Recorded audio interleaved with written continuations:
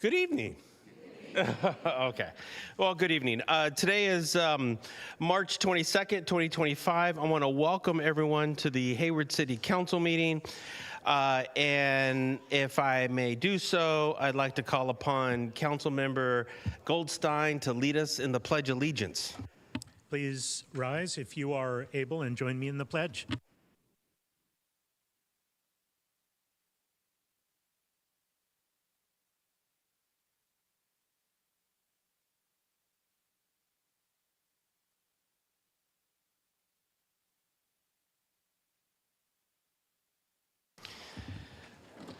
Okay. Let's see, Mr. City Attorney, do we have a closed session report? Oh, I'm sorry. Before we do that, Madam City Clerk, can you please take the roll? Yes, thank you. Thank you. Good evening. Councilmember Andrews. Present. Councilmember Bonilla Jr. Present. Councilmember Goldstein. Present. Councilmember Roach. Present. Councilmember Syrup. Present. Councilmember Cermeño. Mayor Salinas. Present. Thank you. Mr. City Attorney, now can you please give the... Mayor, I have to defer to you on the closed session announcement. Thank you. And there was no reportable action conducted in closed session. Thank you. Okay. Yeah, no, we don't do that. Next, we have a special presentation. Today is Earth Day. Let's give Mother Earth a big round of applause, right?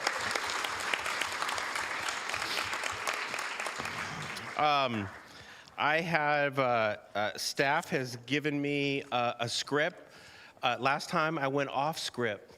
It did not go well. So today I am going to stay on script but I do know I will be passing this on to Councilmember Cermeño, and I believe that is it. Councilmember Cermeño and is it Mayor Pro Tem Roach too? Yeah. Okay. And Councilmember Goldstein. Okay, perfect. Okay, so let me go with my script. So I want to first say good evening. Is slide one up?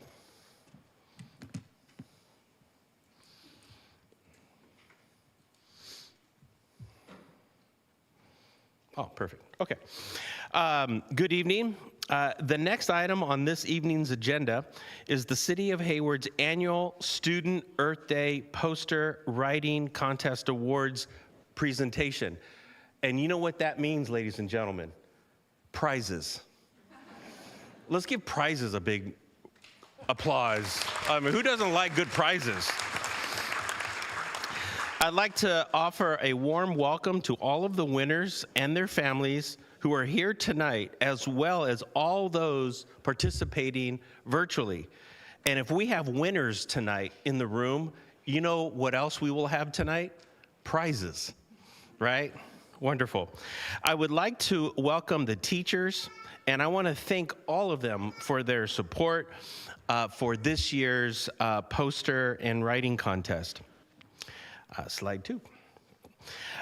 This year's entries, including posters, essays, and poems, shows students' creativity and enthusiasm about Earth Day.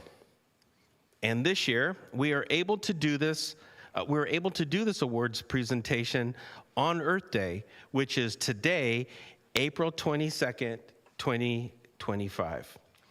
This is our 42nd annual celebration of Earth Day, and this Earth Day poster and writing contest has always been a significant part of the city's Earth Day campaign to raise awareness around climate change and sustainability.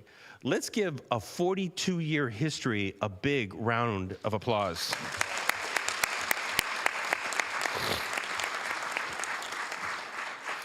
This year, we had 602 entries from 31 Hayward schools. I want to thank all of the students for their participation and Hayward's teachers for encouraging their students to use their imagination and engage their students about the importance of the environment, conservation, and helping to make our community greener and more sustainable. I would like to thank our staff from Environmental Services who make this event possible each year, including our Sustainability Service Corps Fellows Ava Samuels and Ben Jenks for our solid waste program. And our solid waste program manager, Jeff Crump. Where are they at? Can we give them a big round of applause? Where are they at? I don't know. There you go. There you go. And at every street party and at every event out in the community, they were always out there, and they're always out there recruiting and passing out literature. So thank you for your work on that. Next slide. This year, the city will be hosting its annual citywide cleanup day on Saturday, April 26th, which is this Saturday, at Weeks Park. We invite everyone to come out and collect litter in various neighborhoods throughout the city, and then stay and have lunch provided by El Taquito. I know. And visit the Earth Day Community Fair, which will feature sustainability-related organizations with family-friendly activities. To register for Saturday's event, please visit our website at www.hayward-ca.gov/earth-day, or scan the QR code that is on the screen and register today. But before you scan the code, we want to make sure we get our awards, right? Next slide. Finally, I want to thank our judges from the Hayward Arts Council who evaluated and selected our winners. Are the judges here? Where are the judges? Are all the judges here? Okay, well, if first, let's give a big round of applause to Pam Gard. Pam. Tara Rocker. Of course, Suzanne Phyllis. Where's Suzanne? Is Suzanne Phyllis here? Is Suzanne? And Rui Syrup.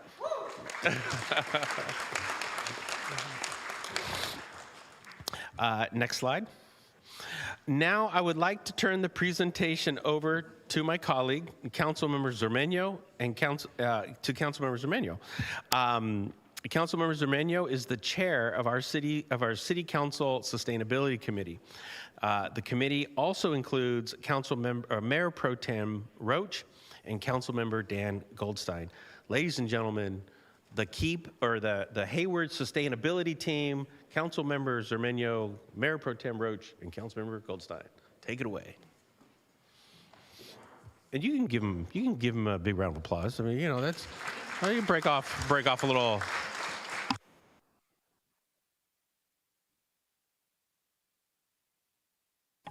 All right.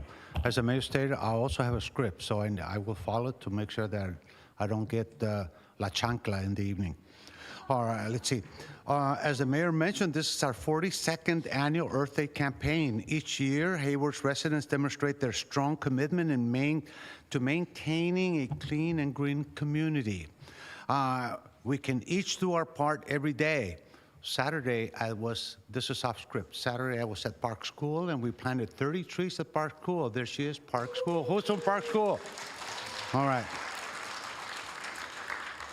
Don't waste water, turn off the lights, and we're not in the room, and also many other small actions that do add up.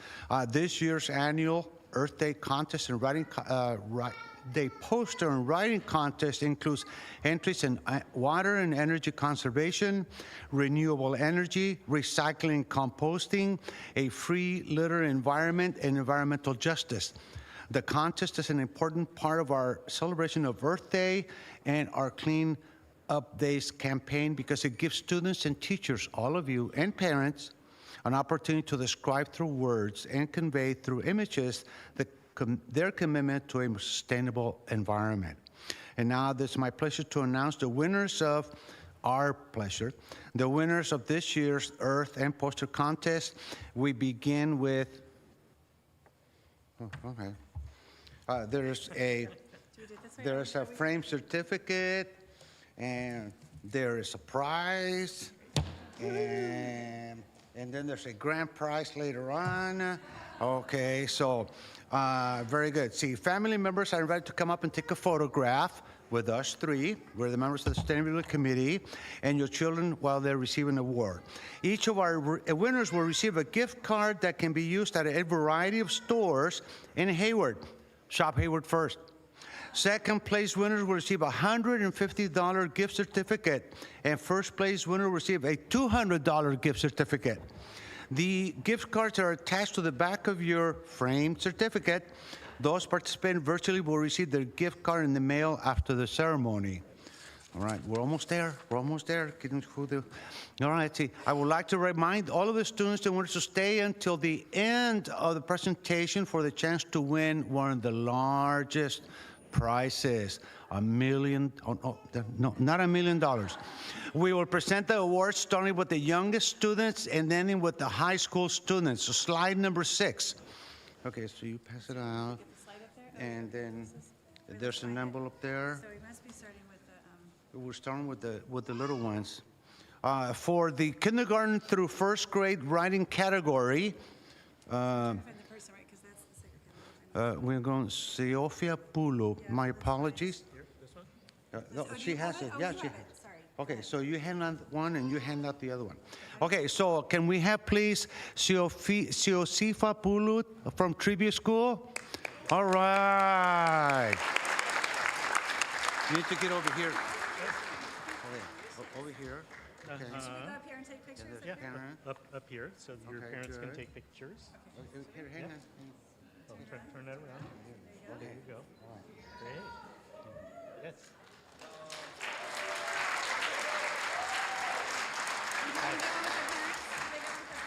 No? Later. And then slide number 7, the first place winner is Yatsia Ray from the California Craftsman Academy.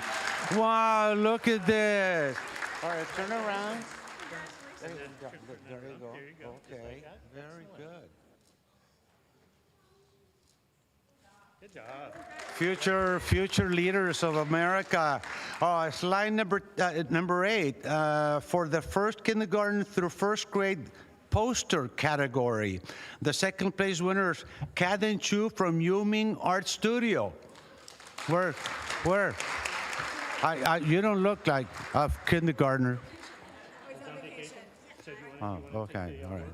Do we accept proxies? Okay, we accept proxies.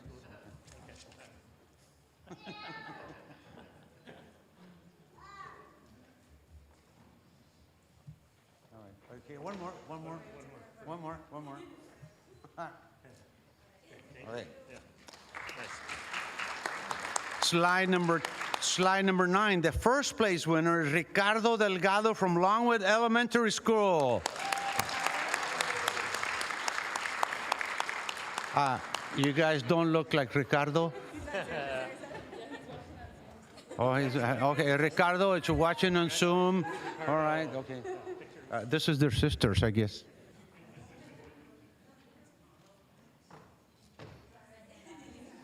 Okay, very good.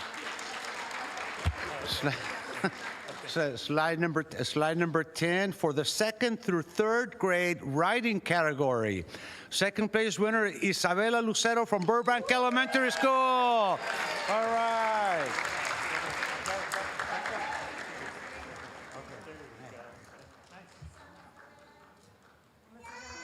Oh, one more. And Burbank is right down the street. The first place winner, slide number 11, is Jasper Zhu from Yuming Art Studio. All right. Okay, very good. Come back. All right, there you go. Your big sister then come over, huh?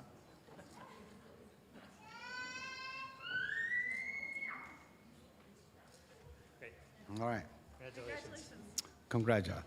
And now for the slide number 12, which is the second through third grade poster category. This is the future artists, future Picassos.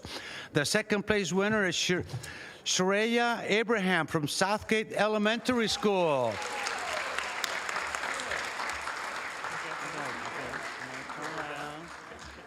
Very good. Okay. We only charge $1 per photo. That's at high school. Collected at the door. Yes.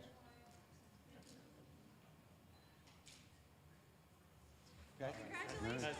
Wow. Fantastic. And that's up. And the first place winner, and this is slide number 13, goes to Sebastian Denishak from St. Joachim's Catholic High School. Sebastian, I hope you're having a good time. Make sure you do your homework while you're Zooming. All right, slide number 14 is the 4th through the 5th grade writing category. Second place winner is Camila Garcia Araujo from Chairland Elementary School. All right,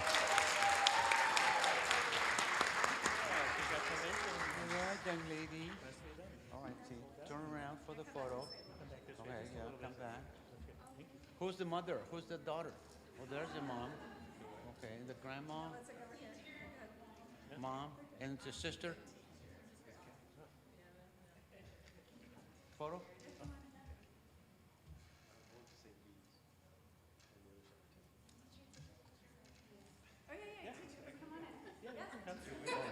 Oh, the teacher. Okay. Oh, that's $2.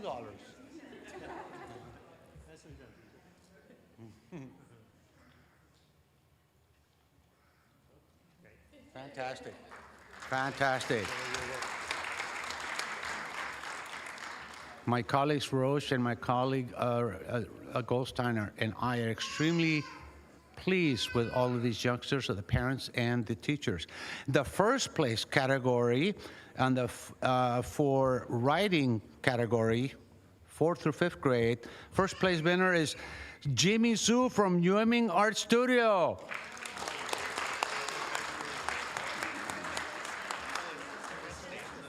right, let's see. Turn around. All right, there we go. Okay. Yeah, there you go. Okay.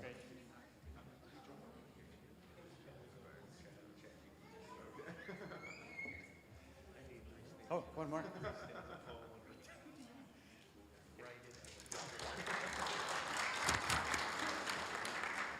We're having so much fun. Our colleagues in the back are envious. All right, let's see.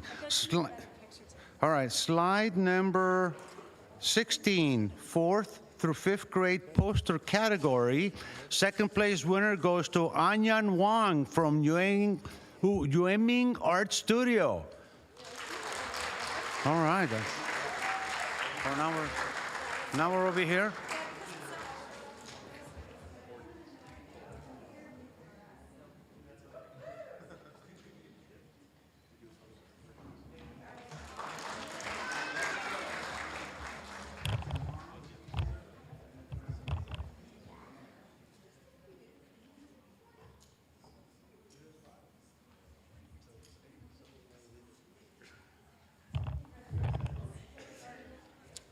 Oh, more?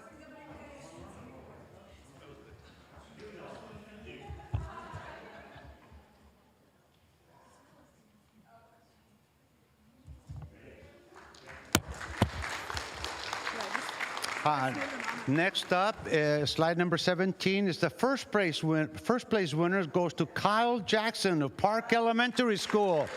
Where are you, Kylie? Kylie.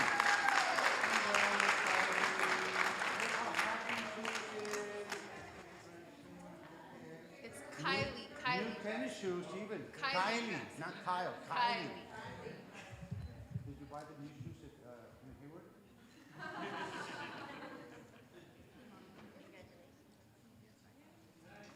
Thank you, Kylie. Slide number 18 is 6th through 8th grade writing category. The second place winner is Caroline Alvarado from East Elementary School.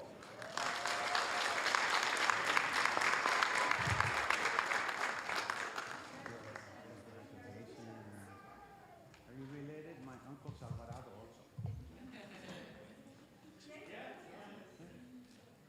teacher or mom?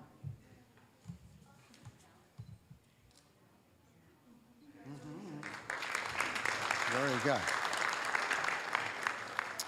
And slide number 19 is the first place winner, Savannah Sewell from East Elementary School, East Avenue.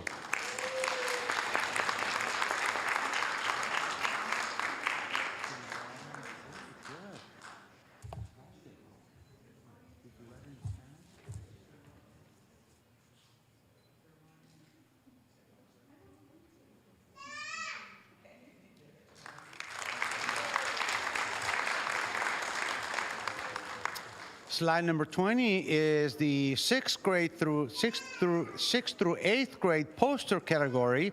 Second place winner is Betty Chen from UMing Art Studio. Wow.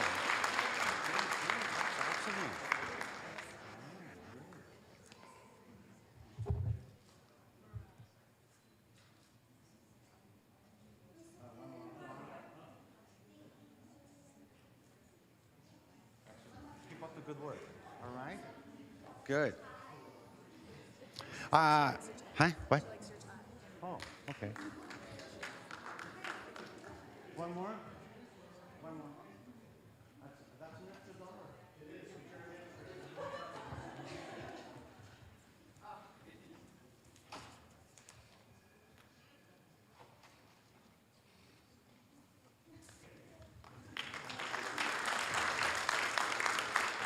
Slide number 20 is a 6th through 8th grade poster category, and the first place winner, slide 21, and the first place winner is Van Lee from East Avenue Elementary School.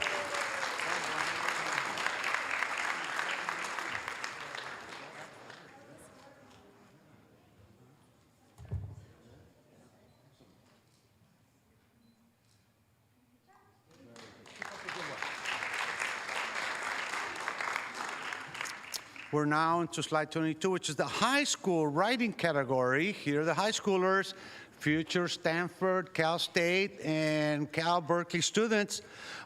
Second place winner is Elias Smith from Hayward High School. Go. Go Farmers. Go Farmers.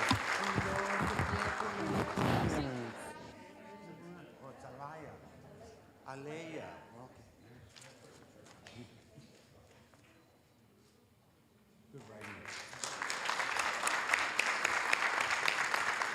First place winner in the high school category, writing, is Willow Perry from Impact Academy.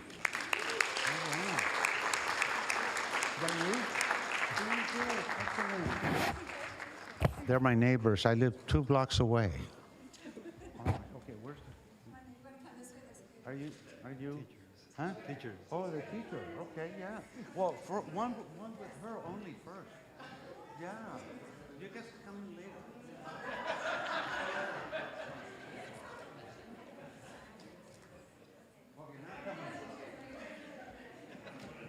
Teacher and teacher. Two teachers. Wow, that's pretty good. That's okay.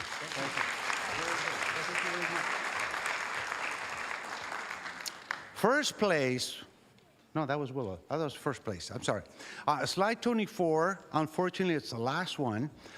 Second place, this is a poster category. Second place winner is Jaslyn Duran from Impact Academy. Very good. Let's see, what's it? Oh, that's excellent. All right, hang on.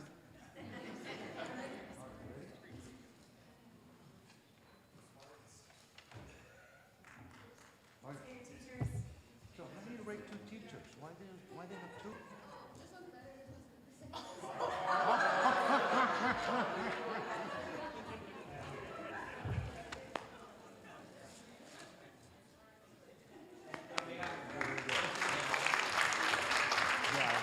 Very good. What? One more? Okay, one. We'll see. Oh, okay. Number 25, and that is Mas Vida. This is the first place winner. Goes to Jalen Thomas from Earl High School, but he's at home doing his homework, which is what you'll be doing when you get home. All right.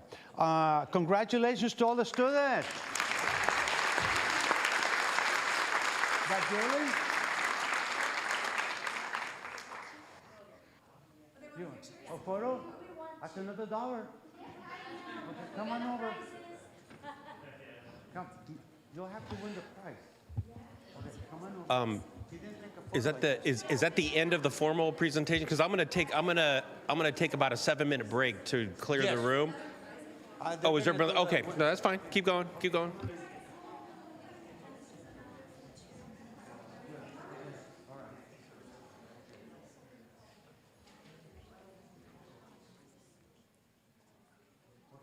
Now we do the winners. Okay. No, we're doing the, yeah, what are those? Or is that something else? Okay.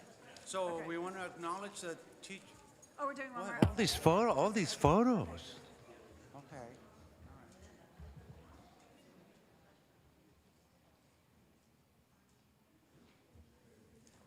So we'd like to acknowledge the Hayward's finest teachers. Okay, thank you for encouraging your students. One more. Okay. Okay. Wow.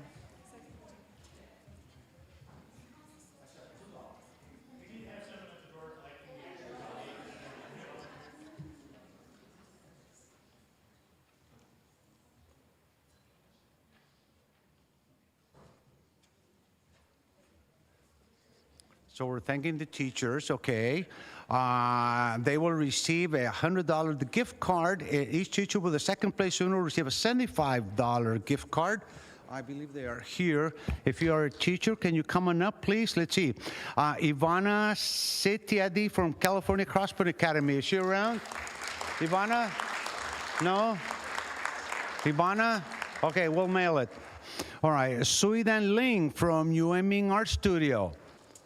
Oh, she's here. All right. Oh, here she is. Ivana. Very good, Ivana. Thank you. Magdalena Nebel from Burbank School. Magdalena, all right.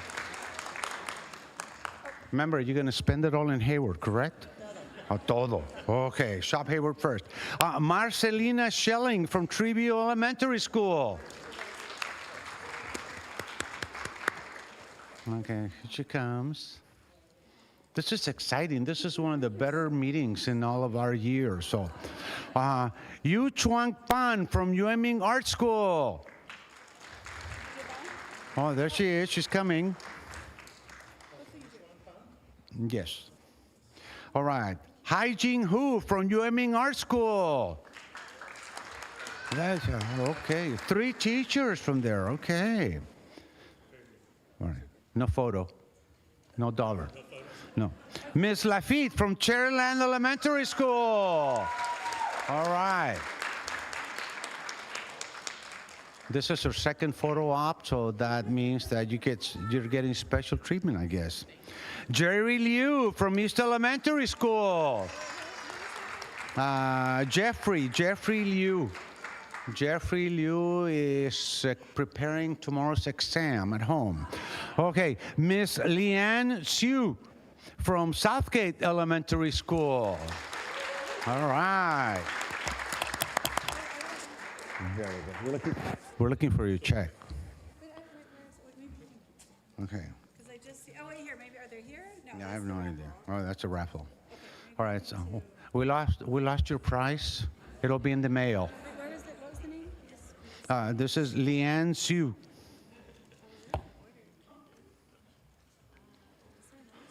Well, we went through the other stuff. It's right here. Oh, We found you. Remember. on that one. Okay. And last but not least, Ruby Goodall from Hayward High School. Ruby, go Farmers, as our mayor says, and she's also preparing tomorrow's lesson. All right, congratulations to these teachers. Please give them a hand, all the teachers, please.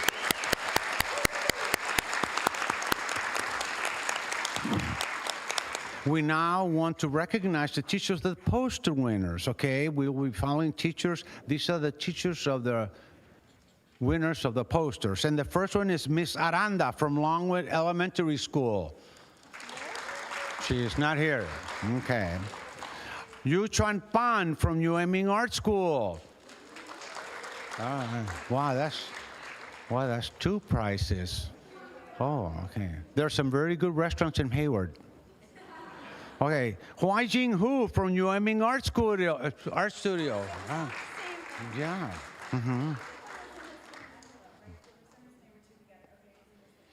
I think they're related, so it's okay. Yeah. Hey, wait.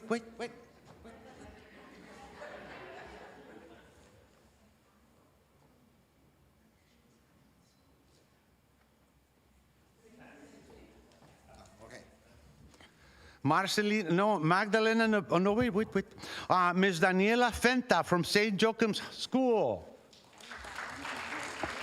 Not here. Okay.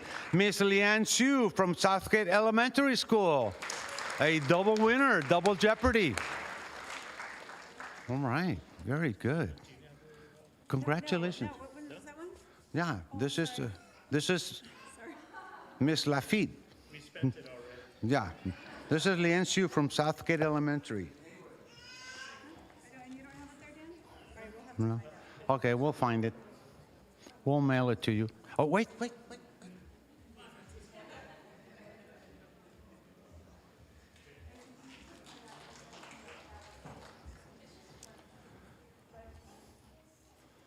what was the name again? It was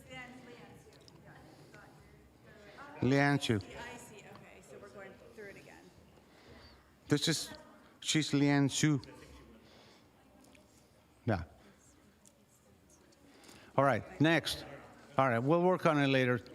All right, let's see. Next is Mrs. Alexander Day from Park Elementary School. Oh, there she is. She helped me plant trees on Saturday.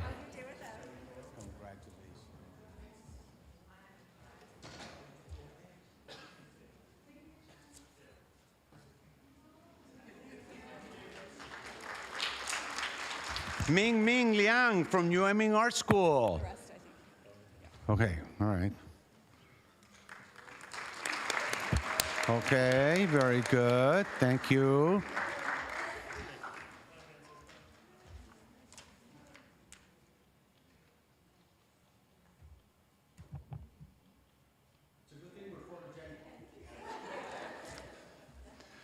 Jeffrey Liu from East Avenue. Jeffrey is not here. Okay. Anna Patterson from Merle Catholic High School. Anna, no. Jacob Walters from Impact Academy. All right.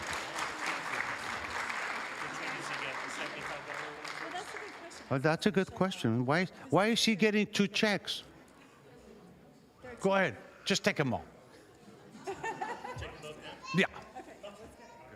If we make a mistake, just return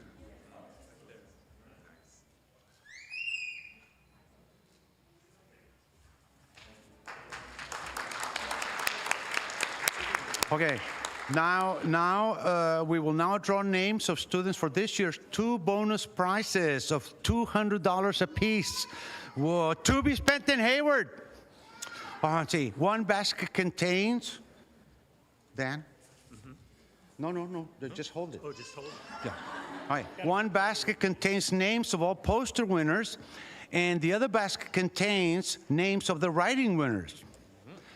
The honor of picking the winner will go to our mayor, so that we invite the mayor to come on down so he can pick the poster and the writing contest. All right. This is the bonus prize. This is the raffle. Okay. Are we going to go with that? Which one first? What's it I say? have poster. I'll go with Poster. Poster first. Okay. I'm not going to look. Poster. All right. I know. Yeah. So the name is. Don't peek. Well, for the bonus prize, the name tags are so small.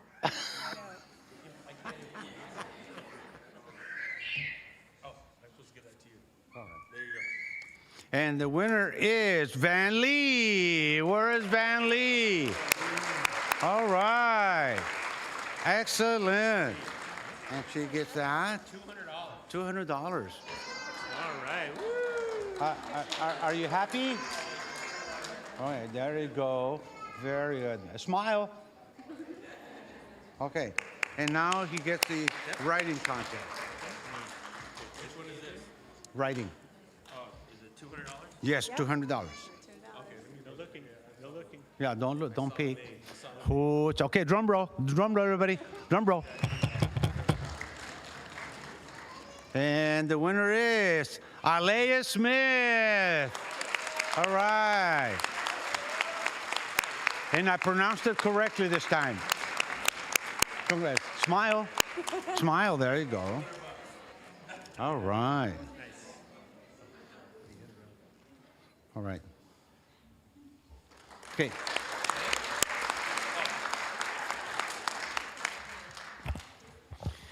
Well, let's give all the winners and let's give everybody a big round of applause. You know.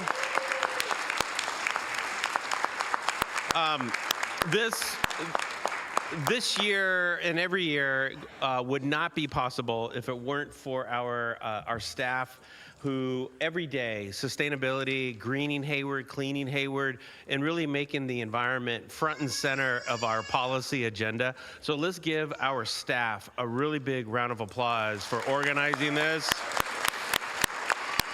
And of course, my colleagues, council members Cermeño and Goldstein and Mayor Pro Tem Roach, let's give them a big round of applause.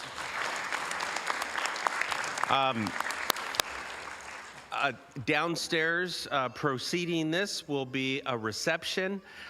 So make sure you stop by the reception and enjoy yourself. I am going to adjourn the meeting for 7 minutes so that we can sort of assemble out, maybe take some pictures and so forth. And I believe that they would be up for it. Our Police Chief Matthews and our Fire Chief Eric Vollmer, you know. They're not so camera shy, so they're also, you know, they're selfie friendly. So, Madam City Clerk, let's take a 7-minute break, and then we'll reconvene in 7 minutes. Thank you very much.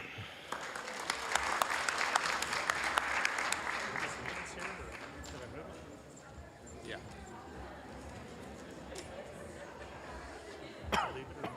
I would just.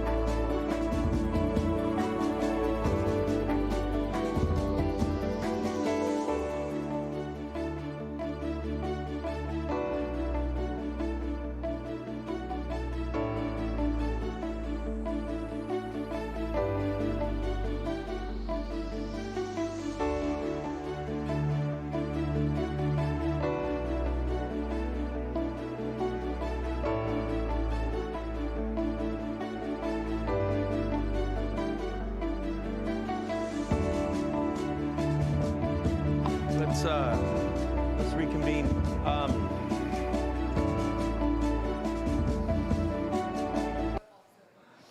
Yeah.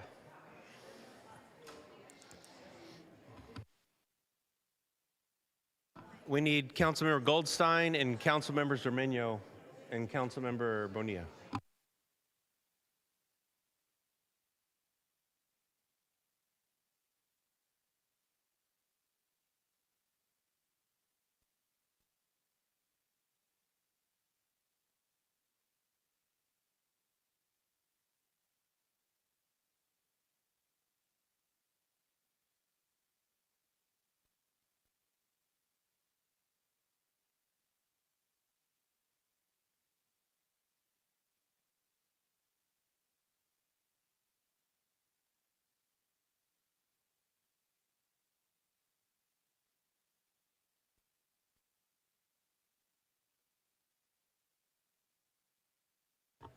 Paging Councilmember Goldstein. Paging Councilmember Goldstein. Okay.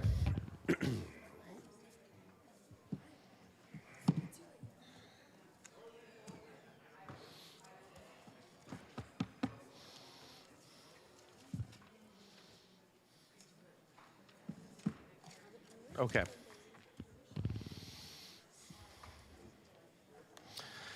Okay. I'd like to reconvene the council meeting. It is 7:50 p.m. And our next item, and before we get started, Madam City Clerk, of course, a room full of students, I failed my assignment. I was supposed to put a pitch in for the Youth Commission. And No worries, Mayor. We'll have an opportunity to send an email to all of them tomorrow. Yes. Okay. Okay. Wonderful. Okay. Our next item on the agenda, and before I go there, I just wanted to thank Council Members Zermeño, Councilmember Goldstein, and Mayor Pro Tem Roach for your work on the Sustainability Committee and making this happen. So thank you very much. Good job. Our next item is public comment. This is reserved for people in the public who would like to make a public comment on an agenda item that is not on the agenda, on today's agenda. And I'd like to first go to Rebecca Eastman.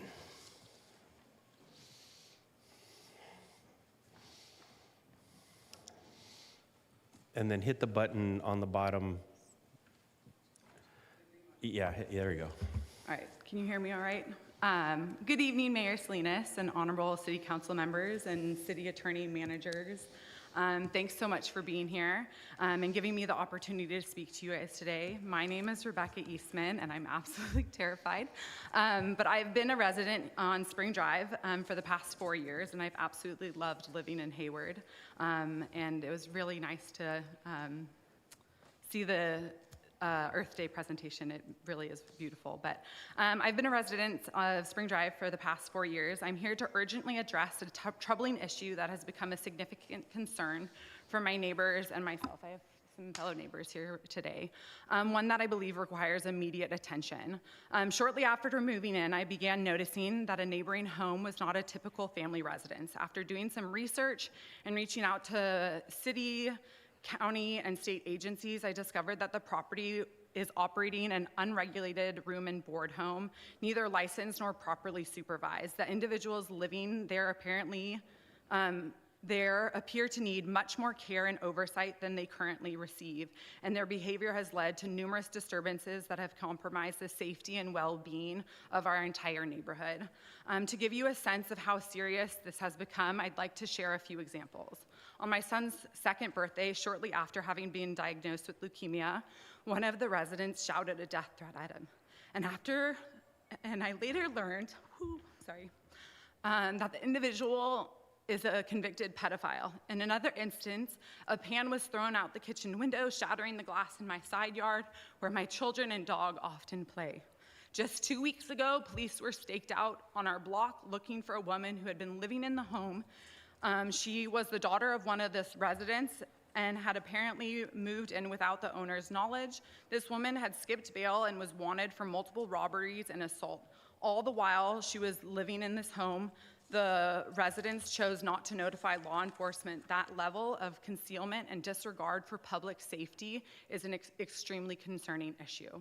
In addition, there's the persistent smoking of cigarettes and marijuana by multiple residences. On March 20th alone, 2 fire trucks, EMS, and 3 police vehicles responded to an overdose and death at this home. Just today, one of the residents dropped his pants in the front yard and was witnessed by a neighboring child.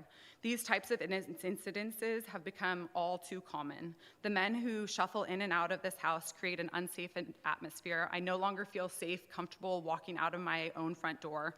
My once peaceful neighborhood now feels tense and dangerous. This is not unfair to the hardworking, tax-paying families who call this street home, but to the policemen and women who were not notified when these homes pop up. On the frequent occasions that I now talk with the Hayward Police Department, they have also voiced the raising concern for the unsafe conditions and situations that they so regularly walk into at this home. It is also a disservice to the people living in this house who are clearly not receiving the structured care that they so desperately need. I respectfully urge you and the City of Hayward to investigate this property and enforce the regulations related to the unlicensed room and board homes.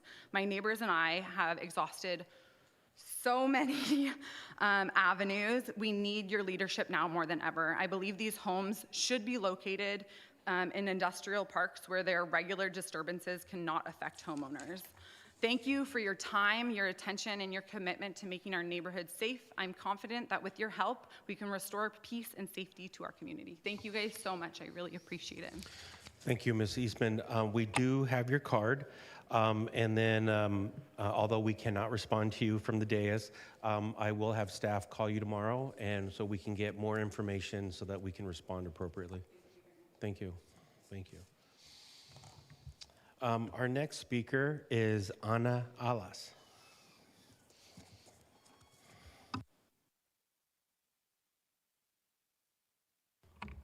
Good evening, Mayor Salinas and council members. Thank you for taking the time to listen to my situation here. So I am also on Spring Drive.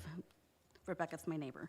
So the reason I'm here is to express my deep concern regarding the independent living home located on Spring Drive, which is run by Goldie Homes. The residents of this facility have been causing significant disruptions leading to frequent visits from the police and other emergency services.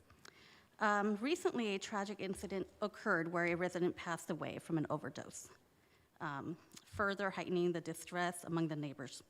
My understanding is that these homes are servicing people with mental health challenges, veterans, parolees. I know there's been sexual offenders that have lived there, so it doesn't feel very safe right now. For over a decade, I've had to experience screaming at all hours of the night, physical fights outside, right there on the sidewalk, indecent exposure. I even had one man harass me over my own dog, claiming that the dog was his. Came knocking on my door to tell me that my dog belonged to him. I've had someone shoot a BB gun at my dog through the fence on my child's birthday. So I'm really just tired of calling the police and getting no results. I've reached out to the city of Hayward and still nothing. I know people are researching and investigating. It's just taken a very long time. We're a little frustrated. The person that runs this home has 7 homes throughout Hayward. She's not there on site. She doesn't have anyone on the properties actually managing the home. The behavior of some of the men living in the independent living home has made many of us feel unsafe in our own homes. The constant disturbances and presence of emergency service has created an environment of fear and anxiety for us.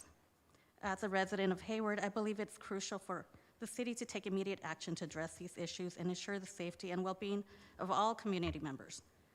I kindly request that the city of Hayward investigate the operations of this home and implement measures to mitigate the disruptions and enhance security of the neighborhood. It's essential that the facility adheres to regulations, provides a safe environment for both its residents and the surrounding community. So I thank you for taking the time to listen to this matter.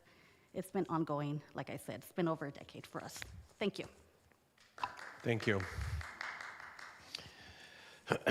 And then our next speaker is Is it Gricia Ruiz?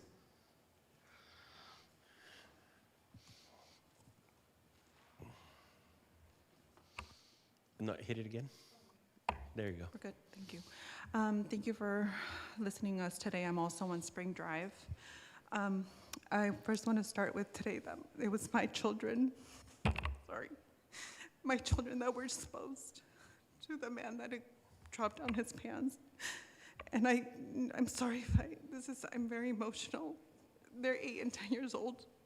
We've been on Spring Drive since 2010, December 2010, and ever since the Goldies home moved into our street, we've been going on all these issues that Rebecca and Anna talked about, we've been dealing with, and we're sick of it. We've reached our limit. No one's kids in Hayward or anywhere else should be dealing with these situations. We dealt with so many situations. It's deteriorating us as a family. We've even looked to move away from Hayward because it feels like nothing has been done. And we just ask for you guys to please put yourself in our situations. You shouldn't be going home, dealing with all this after a hard days of work and every stresses that comes with life. And we just want this to be resolved. My daughters asked, they were so happy that I came here today because they said the city council members are going to change. They're going to make a change for us so they can play outside, ride their bikes like normal kids should. And I told them, I will come here for you guys. It's because you guys deserve this. We shouldn't be dealing with these kind of situations. I know these people need help. I agree with that. They shouldn't be located in streets with families. Our kids don't deserve this. We don't deserve this. So we weren't aware that these homes were going to be put in our street. There was no notification from anywhere, no one. So we please ask you, don't let our kids down. Don't let us kids down. We need to do something about this. That's all I got to say. Thank you. Thank you. Just so that you know, we heard you. We will certainly, I know all of you are together. We have your 3 cards. We will have staff respond to you. Also, just so that you know, in the back of the room, we have our community services manager, Dr. Amy Cole-Bloom back there. And we also have our chief of police back there. And on your way out, perhaps you can collect their card, and they can certainly respond to you tomorrow, probably faster. But we will certainly give these cards to city manager, and then we will have a much thorough response for you. Okay. Mr. Mayor, if Yeah. I may, yes, I will be speaking to all 3 of you, and yes, we're definitely going to be taking a very hard look at this matter through all the city departments. Is this close to Spring Grove Park? Spring Grove Park? Okay, thank you. Yeah. Okay. Okay, thank you very much. Our next speaker is Eric Schaefer.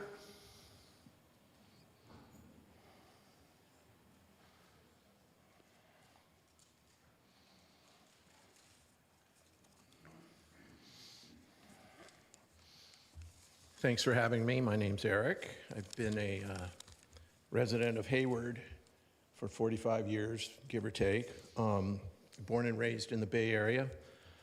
There was a couple things I wanted to go over with you guys, and thanks, by the way, for making this a real comfortable environment for people to speak. Appreciate it. So there's a couple of issues. One is, sounds petty, but street sweeping. I live on Minerva Street. It's 2 blocks long. We've had signs posted on the street that we had to move our vehicles. Of course, we forgot, and I'm a retired elevator mechanic, so I'm on limited income, and I've been hit for $300 because I couldn't remember to move my car, but that, again, my fault. But what's unfair is everybody that has this service, I rode my bicycle throughout this whole neighborhood, and it's only our street that has the penalty, even though they have the same service throughout the whole neighborhood. 2 blocks on Minerva Street get penalized for not moving our car 2 days out of the month. So Anyway, that's something to be addressed, I think. It's unfair business practice, if anything. Also, the idea of the calming program. I've discussed this with the city engineer, and I think I had too many good ideas that he blocked my email. I just said put some speed bumps there, but he decided it's a good idea to put a 16-foot wide bicycle lane and take away a lane so people are jammed in a traffic jam, calling that a calming effect, which anyone in a traffic jam isn't really calm, but I guess the city engineer thought that was gonna calm people down. And by the way, that's a feeder, it's a main feeder to the warehouse district in Hayward and Union City. So people got to get to work on time after they drop their kids off at school. And I guarantee you they're not going to be calm sitting there in on a one-lane road with a 16-foot wide bicycle lane next to them where they can't use it now. That was new. This is all within the last 3 years. And last but not least, my resident and my neighbor's resident was a victim of a random shooting. It was a mag dump. My fiance's car collected 2 rounds. My neighbor got missed on each side. I tried to get him to come here tonight. That was quite exciting. The officers that respond, there was 2 of them, very nice gentlemen. They were doing their job very well, but I go, well, what do you guys do in a situation like this? He goes, well, in critical situations, everyone shows up. And I said, well, there's 2 of you. And he goes, that's all we have south of Tennyson.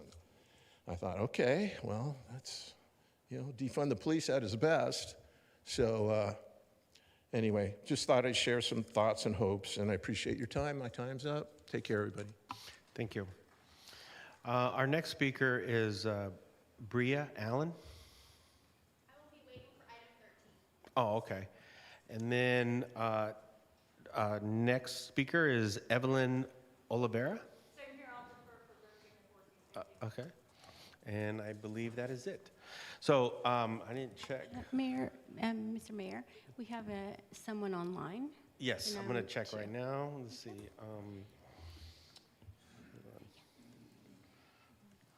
Wait. Ooh. What happened? Hold on. My.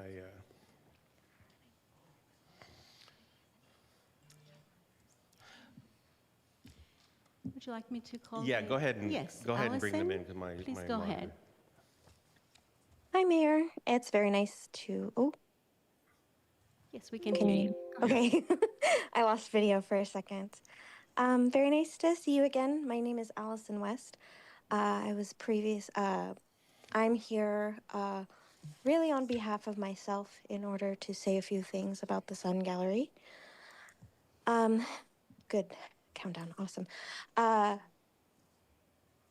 You may remember last year, for some time, I was treasurer of the board under the previous executive director and a board of directors that were recalled last November. I tried several times to reach out to city council, the mayor, pretty much everyone about concerns that I had surrounding Sun Gallery finances.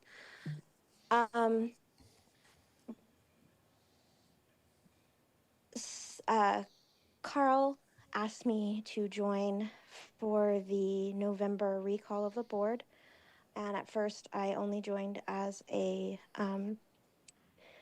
observer, but at a certain point I was asked to speak about some of the issues there, and due to that speech, I was elected once again on the board, although I did deny the treasurer position. So what I am talking about today is the city's decision to remove funding to the Sun Gallery. Despite the fact that I was at odds with the previous leadership and even the current leadership, I don't believe that the Sun Gallery should be excluded from the city's budget, as I feel as if people really want to see it returned to the community. Last year, one of the biggest things I noticed was that it seemed to serve a lot of individuals, even in past years. And I think that perhaps, I don't know if you guys can even reconsider, but there should be some consideration on the future. And I think that the Sun Gallery is a very important part of the Hayward community. Thank you. I'll end early. I appreciate you. Thank you very much. Our next caller is Ron Collins.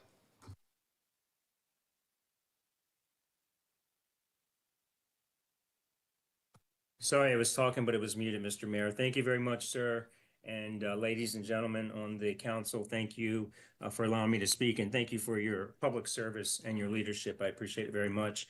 I want to speak about the letter that you received. I believe you got a copy of it, Mr. Mayor, from a member of the staff who's a member of SEIU 10-1. I'm a field supervisor for SEIU 10-1 with responsibility. Part of my responsibility is the city of Hayward. And I understand on the table is a percentage increase of about, I heard 22% for the city clerk. There has been, from a council member, asking for an investigation based on the letter that Bria sent. I would ask you to table the 22% increase at this point until the investigation is complete and make a decision at that time. That's all I have. I'm going to end very early, but I do appreciate everyone's leadership and your public service. Thank you very much, sir. Thank you. Our next caller is Frank Goulart.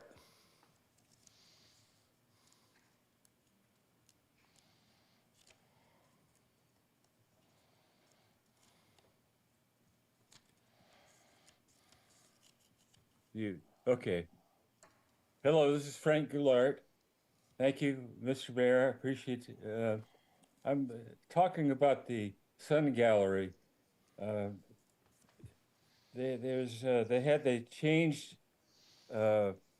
places last year, and I can't believe that I finally get to speak to council, and there should be something we should be able to do. You should do something with it right now. It's been 6 months. Too much. How come there's nobody can't get? How come you can't get it? Education. I'm sorry.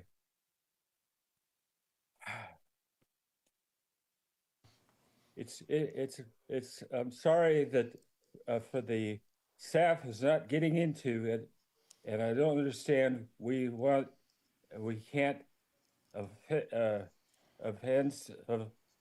new board, the Sun Gallery. It'll be put them on extreme.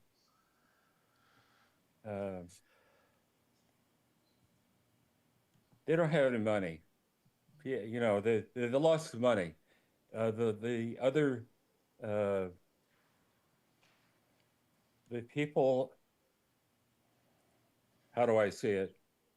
I met them a couple times. I didn't think I was sorry. They're not doing things that should be done. They took the $20,000 that should have been taken for themselves. And why do we have staff taking care of that? It seems to me it's taking a long time to get it straightened out. I'm sorry. I'm having a bad time talking. I'm sorry. It's been 5 years that I had my stroke, so I can sing better than I can talk. So I appreciate the help that you can give us. So I'll leave it for now. Thank you. Thank you, Mr. Goulart. And Mr. Goulart, you sound just fine, so thank you. Carl G.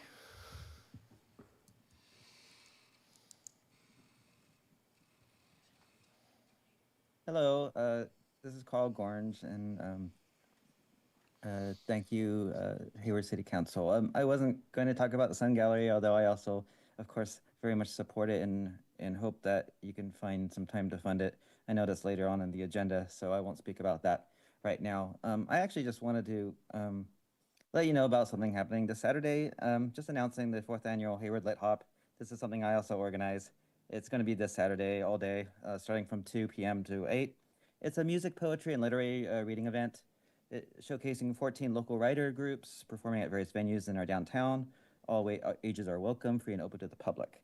The event begins with the East Bay Symphonic Band playing across the library at Heritage Plaza at 2 p.m., followed by poetry by current and past poet laureates at 3, followed by a hop through the downtown and an after party at the Sun Gallery at 7 p.m. Please come out, check it out in the afternoon after attending the Earth Day event at Weeks Park in the morning. Check us out at haywardlithop.com or on the Hayward Library's calendar of events. Thank you. Thank you. I don't have any more public comments online. I don't have any cards for in the chamber. So I'd like to close public comments and I'll move on to city manager's comments. And I believe tonight's city manager's comments are going to come to us by way of Assistant City Manager Dustin Clausen. That is correct. Thank you, Mayor and Council. Good evening. I've got 3 announcements for you and the community this evening. First is recognizing the new decorative crosswalk on C Street. This was a partnership between the Public Works and Engineering Department, the Hayward Public Library, and our Maintenance Services Department to complete another decorative sidewalk here in town. As seen here from above, the crosswalk connects our downtown public library to Heritage Plaza and was completed just in time for National Library Week, which was earlier this month. The installation depicts a colorful bookshelf design and celebrates the importance of reading. It's another example of maintenance services and public works engineering combining to expand public art and follows the installation of a new piano key crosswalks across Foothill Boulevard at B Street. Finally, and most importantly, the project underscores the city's ongoing commitment to pedestrian safety, which remains a top priority. All right, the next one, Mayor, you already mentioned this, annual Earth Day citywide cleanup. City will be hosting its annual citywide cleanup and community fair this Saturday at Weeks Park from 8:30 to 1. Image on this slide is from last year's event. We invite residents to come out, celebrate Earth Day, and collect litter in various neighborhoods throughout the city. Then stay and have lunch provided by El Taquito and visit the community fair, which will feature sustainability organizations with family-friendly activities. To sign up for the free lunch, go online to bit.ly/Hayward-Earth-25. You can also get there from our website. Last one, water-wise landscape classes. The City of Hayward is committed to making conservation a way of life. As part of this effort, we have partnered with the Bay Area Water Supply and Conservation Agency, also known as BOSCA, to offer hands-on water-wise landscape classes to residents and commercial water customers. The classes have been held over the past several Saturdays. The one pictured here took place April 12th. A total of 15 residents took part in an interactive workshop on edible gardening. It covered planting techniques to water efficiency. There were some excellent plant giveaways as well. Tomatoes, basil, beans, and zucchini seeds, chives, etc. The next class will be this Saturday from 10 to 11:30 at City Hall in Conference Room 2A. Topics will include how to replace traditional lawns with low water alternatives and design strategies for creating a sustainable garden.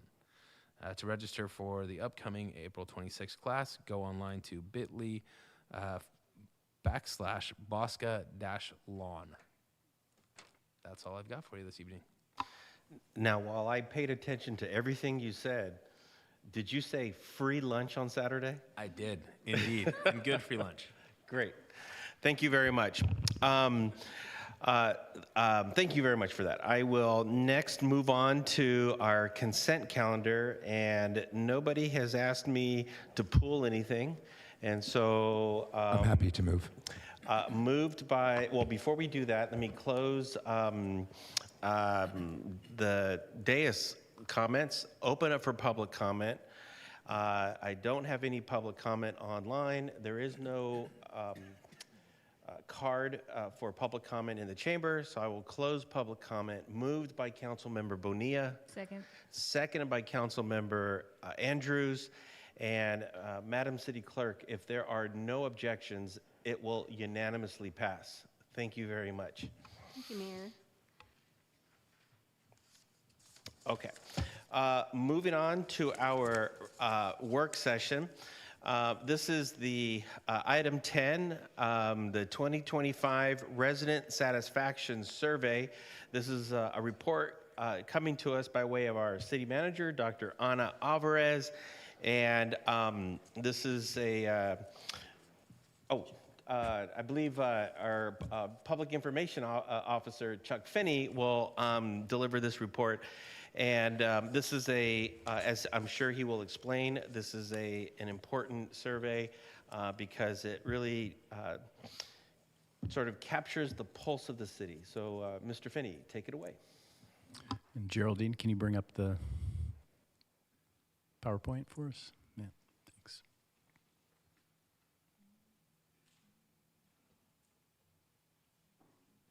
Next one.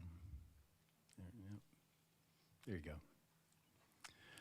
Good evening, Mayor Salinas and council members.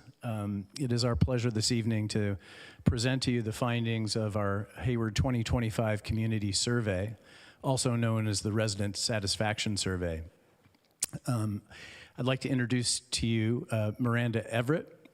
She is a partner at FM3 Research, which is our polling consultant, has been working with us since 2019. Just a little bit of background before Miranda starts. She'll start with an explanation of the methodology, but just a word on the timing of this resident satisfaction survey. We've been doing this form of a survey since 2008. We do it about every other year. In 2019, we moved from even years to odd years to get it out of the council election cycle. The last time we had done a resident satisfaction survey was 2021. We took 2023 off because Miranda and FM3 helped us with some of our public opinion research around the sales tax extension, which of course was successful last November. Today we're coming to you with this work session at this time to provide you the results of the 2025 survey, to provide an opportunity for discussion on the results, to ask for your feedback on the survey itself. And the timing of it is not by accident, as we know that we've spent a couple of sessions updating our strategic roadmap, talking about strategic priorities. In the coming weeks, you'll be taking up the budget. And this data set that you'll be receiving here is just intended to be another set of data for your consideration in the prioritization of city resources. What's interesting about this survey this year, what makes it different from recent years, is we expanded the size of it. The sample that we used to draw the results was increased to over 1,200. That was to allow us to account for the change to district elections. This survey will have responses from at least 200 respondents per council district, which is going to be a great benefit to us in the future as we look for trends in public opinion by district and compare perceptions and attitudes about city services, city performance by district. Another aspect was we updated the survey a bit with some of the questions and items that we were testing to cover some current issues, issues of current concern. Just a last note on cross-tabulation. It's an analytical tool that's available to us. It allows us to analyze between variables in a survey. In a survey like this, for instance, and we'll talk about this a little later in the presentation, we can analyze responses to questions between homeowners and renters, say, or between residents of District 1 and District 3.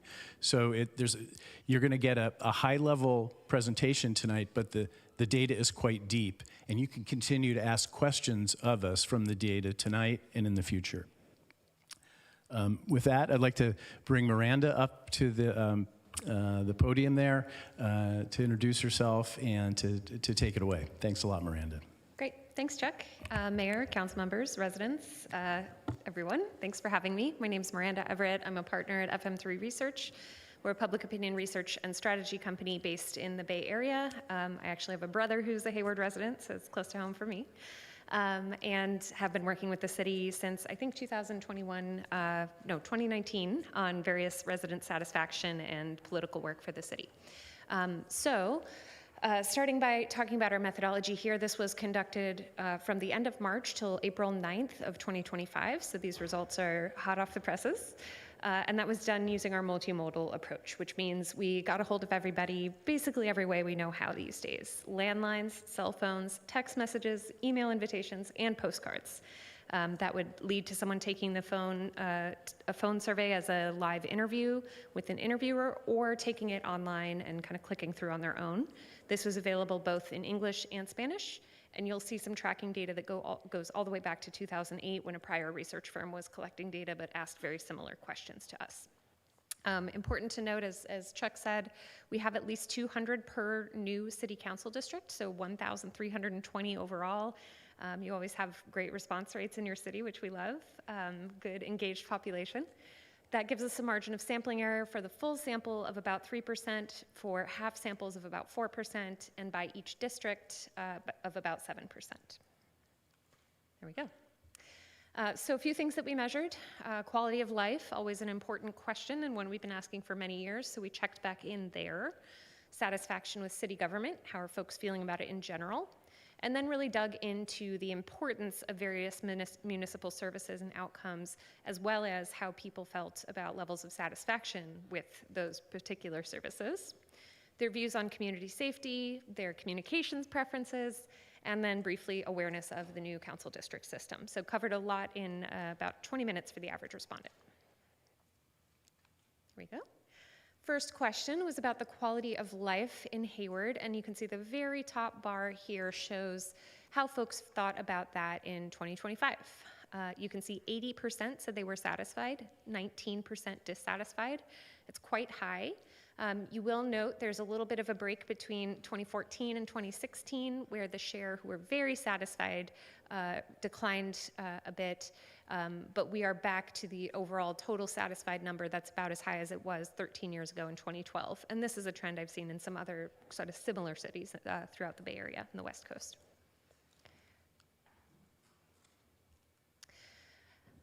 On the other side of the coin, we gave people a list of potential issues or problems for the city of Hayward and asked people to rate them on a scale of an extremely serious problem, very serious problem, or somewhat serious problem, or not too serious a problem for the city. The darkest shade of orange here is the extremely serious problem, the things people are feeling kind of the most passionately concerned about right now.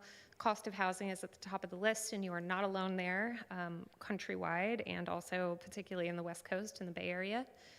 When you add up the extremely and very serious problem shares together, it's about 3/4 who rank that in that sort of top tier of issues. And then behind that, close behind, about 2/3 concerned about traffic congestion on freeways and homelessness. Majority is also concerned about crime, traffic on local streets, potholes, quality of public education, a little less intense concern about the lack of jobs, much more mixed for that one. We have, oh, did I skip one? No, okay. We have compared some of these over time. You can see the cost of housing has jumped 9 points in terms of extreme or very serious concern just in the last 4 years. And if you compare that to 2019, it's gone up 14 points. So that's a steady trend. And again, one that we've seen in other communities as well. And then some of the other differences are not too statistically significant, really just the cost of housing.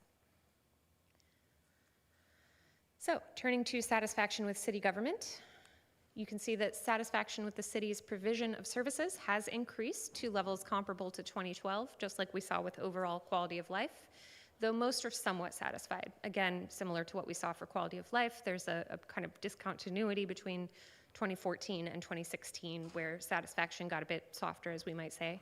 But overall, having more than a 2-to-1 share satisfied to dissatisfied is a positive sign. So next we wanted to turn to valuing what kind of makes up that quality of life for folks and what makes up the evaluation they give of city services, the importance of those things and their satisfaction with those things.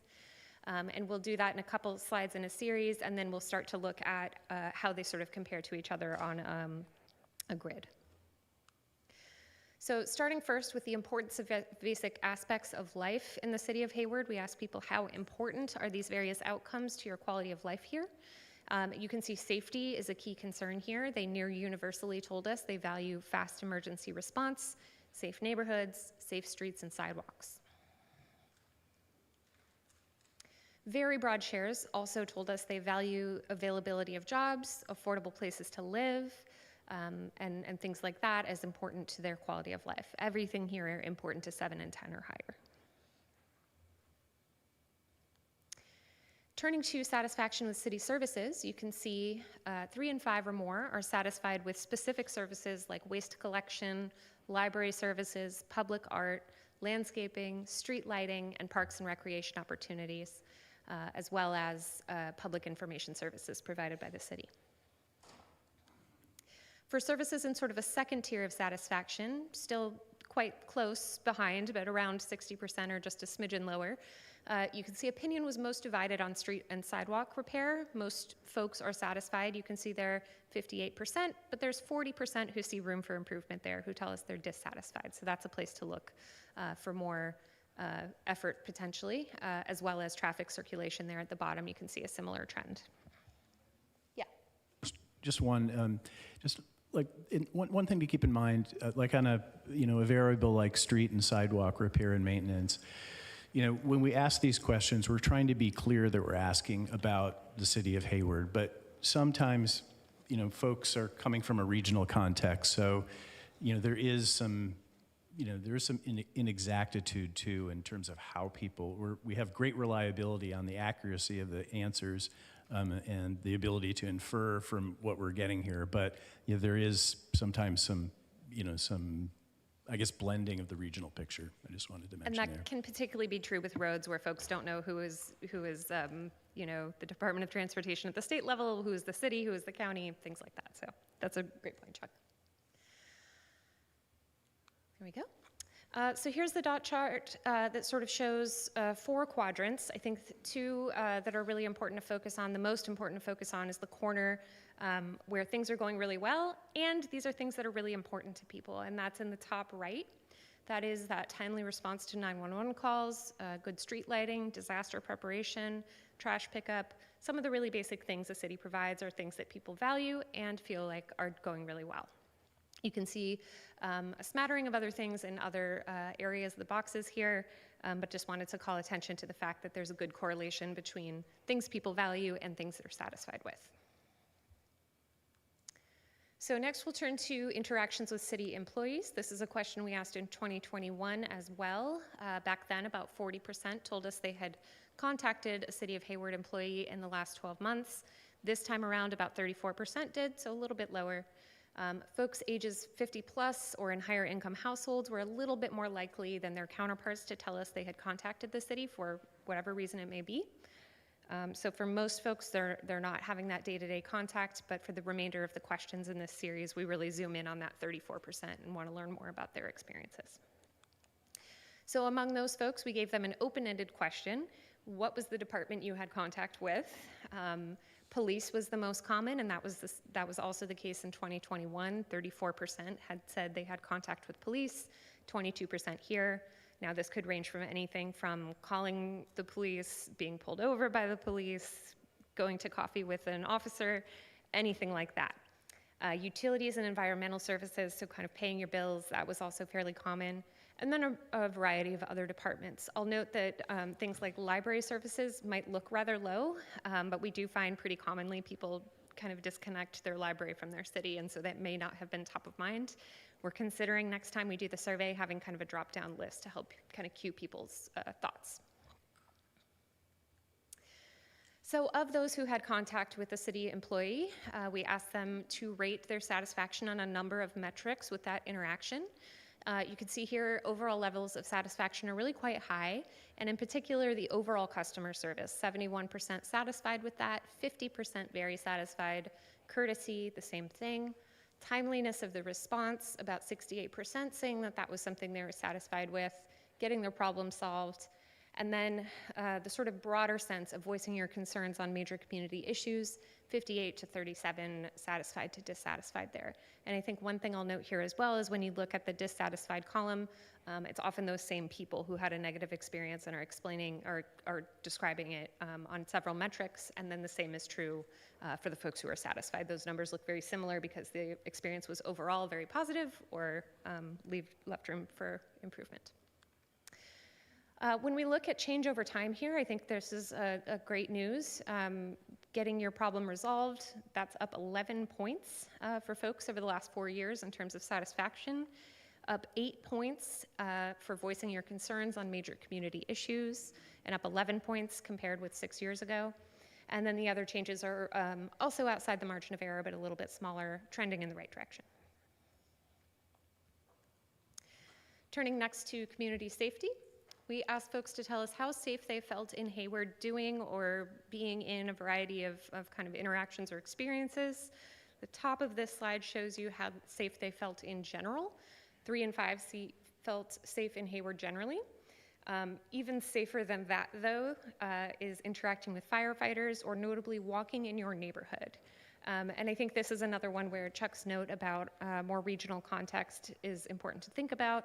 When we ask about your neighborhood, really close to home, that's something that we typically see as being reliable in terms of people's feelings day to day. When you zoom out a little bit more, it gets influenced a little bit more by perceptions from next door and Facebook and the news and things like that. But overall, general feelings of safety are quite high. One place with a little more room for improvement would be driving and bicycling.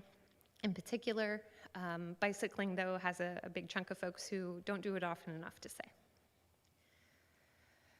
And how has this changed over the last few years? We actually have data points from 2020 as well here because we did a community safety-focused survey there with residents, not voters, and so we can look at that as well.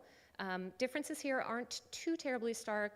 Walking in your neighborhood did see a little bit of a dip in 2021, and we're headed back in the right direction with that one. And then other changes are fairly marginal. Of those who said they did not feel safe in the city generally, we said, tell us a little bit more about what we could do to make you feel safer in the community. And they either told our interviewer that in words, or they typed it into the box if they were doing it online. The most common response had something to do with just seeing police more often, so maybe more patrols or more officers. 18% had a comment having to do with people who are unhoused and the impact that has on their feelings of safety. And then a smattering of other responses that have to do with just kind of getting tougher on crime, really particularly responding to traffic laws and pedestrian safety, or litter and blight. And you'll note that these add up to more than 100 because folks could answer with more than one response if they had multiple things to say.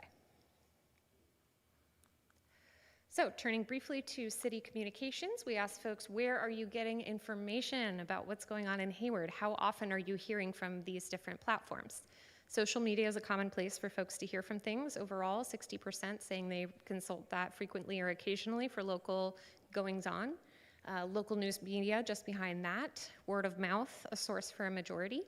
And then 40% or more are saying that they are looking to the Stack email newsletter, 39% at their water bill, the annual report mailer, 11% say they're looking at that frequently. That's probably the most reliable figure for those sorts of things. And then the least popular of the list would be broadcasted meetings like this one.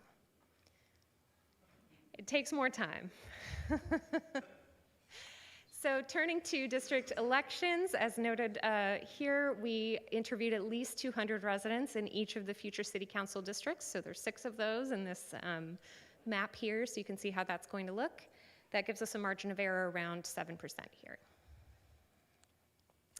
One question we had for folks is, did you know, basically, until now, all 6 city council members have been elected by the entire city, but starting in November 26th, there's going to be 6 districts, and you're going to elect 1 council member within your district. Only the mayor will be elected by a citywide vote. 17% said they'd heard at least a little about that. 4% said they'd heard a great deal about that. That's sort of the more reliable number of folks who could kind of have a good conversation about it. There's kind of a right answer to this question, so we usually take great deal more seriously as folks who could know a lot about it. Looking at that difference by future city council district, it's all sort of margin of error stuff, but generally districts 2, 3, and 6 are a little more likely than 4 and 5 to say that they've heard at least a little bit about this. And one thing we wanted to do in this survey in particular, because the cost of housing was the top issue overall, is just take a closer look at that issue in particular. So just as a reminder, for residents overall, 74% called the cost of housing an extremely or very serious problem. What's really striking is how different that is for the homeowners in the city than the renters. And I believe that's a 44-48 split, or vice versa. There's quite a few renters in this community, and for those folks, 87% said that's an extremely or very serious problem for them. For homeowners, just 57% said the same. So still majorities and broad majorities, but really a 30-point difference there is quite stark. Looking at the importance battery of questions, what makes Hayward a good place to live, we pulled out just the 2 that had the most to do with housing, just to look at how different it was for homeowners versus renters. Renters are much more likely to value an adequate number of affordable places to live and to value eviction prevention than homeowners are. And you can see those numbers on this slide here, differences to 20 to 30%. And then when it comes to satisfaction with the things dealing with housing more specifically, renters are less satisfied with eviction protection than homeowners, and homeowners are largely unaware of that service. 50% decline to give a rating either way. They just don't know enough about it. So that takes me to my conclusions. Overall, lots of good news here that folks are broadly satisfied with life in Hayward and provision of city services, and that has improved since 2021. That share who are very satisfied is lower than in those pre-pandemic years, 2016 and even earlier. But that's not something you're alone in seeing as people kind of get cautiously optimistic.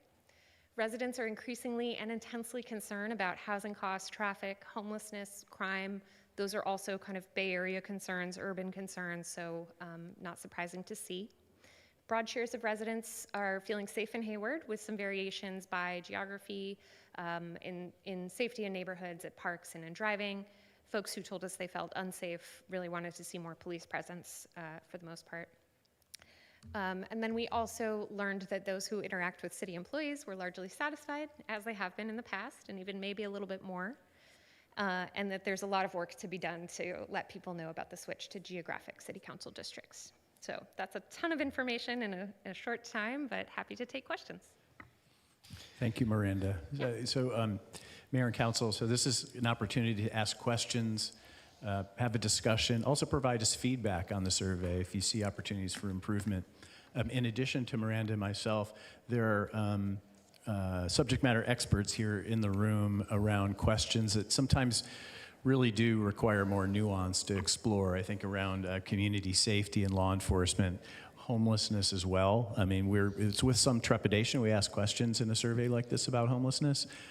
We have a lot more data than you saw here about homelessness that comes from the point-in-time count and the work that Dr. Cole Bloom does. So, and also we have some, on the housing front, cost of housing, we have expertise here. Of course, Alex is here. A lot of times, traffic, condition of streets come up. But again, we talked about how that really you need to think about that as in the regional context as well as the local context. So the floor is yours. Thank you. This is a work session, so what I'm going to do is before we go to questions from the council, I'm going to open up for public comment. and see if there is any public comment. I don't have any cards here. Let me see if there's any. I do have a public comment online. TJ from Hayward Concerned Citizens. Go right ahead. Hi, thanks for taking my mostly question. I just wanted to ask about the way the survey was conducted. I didn't know whether you announced that, when the survey is put out, whether it's mentioned that this is put out by FM3 or the purpose. The reason I'm asking is because a lot of older people, there's so many scam texts and calls these days that I think a lot tend to, be distrustful, including myself. I can feel that I'm getting older. So I just wanted to ask, I don't know if you can answer, but how that survey is generally put out. I just thought maybe there'd be more of a response. I am curious how many people you reached out to that declined the survey because they didn't trust it. So that was just a question I had, and I just wanted to emphasize again the finding about needing more focus on law enforcement. I think that is a common trend, that people do want reassurance that there are more officers that they can reach out to when they have problems that crop up. It's on Nextdoor all the time. So just wanted to say those two comments. Thank you. Thank you. Our next caller is Frank Goulart.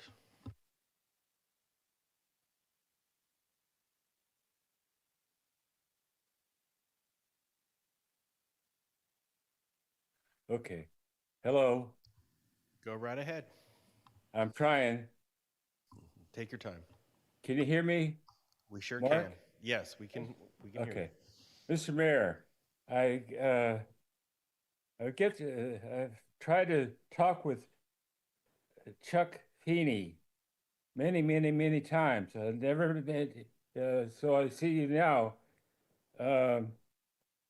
We have problems with the Oddfellows.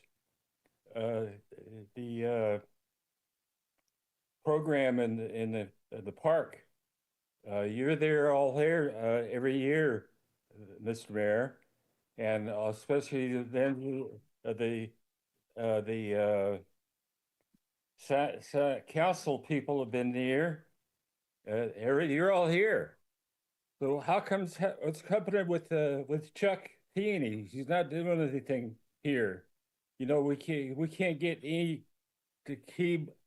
to show up. And somebody's for years we tried to get Chuck Feeney to get something to that. So maybe I could talk to you some days, Chuck, because maybe you could meet that we can help with you. This very enlightened. The thing was staff is very good. It goes quick. The problem is that there's not enough officers to talk to. The fire department is excellent. The people that are in the street, they're very much, and so so maybe I could talk to Chuck Feeney and get some help. Thank you very much. Thank you, Mr. Goulart.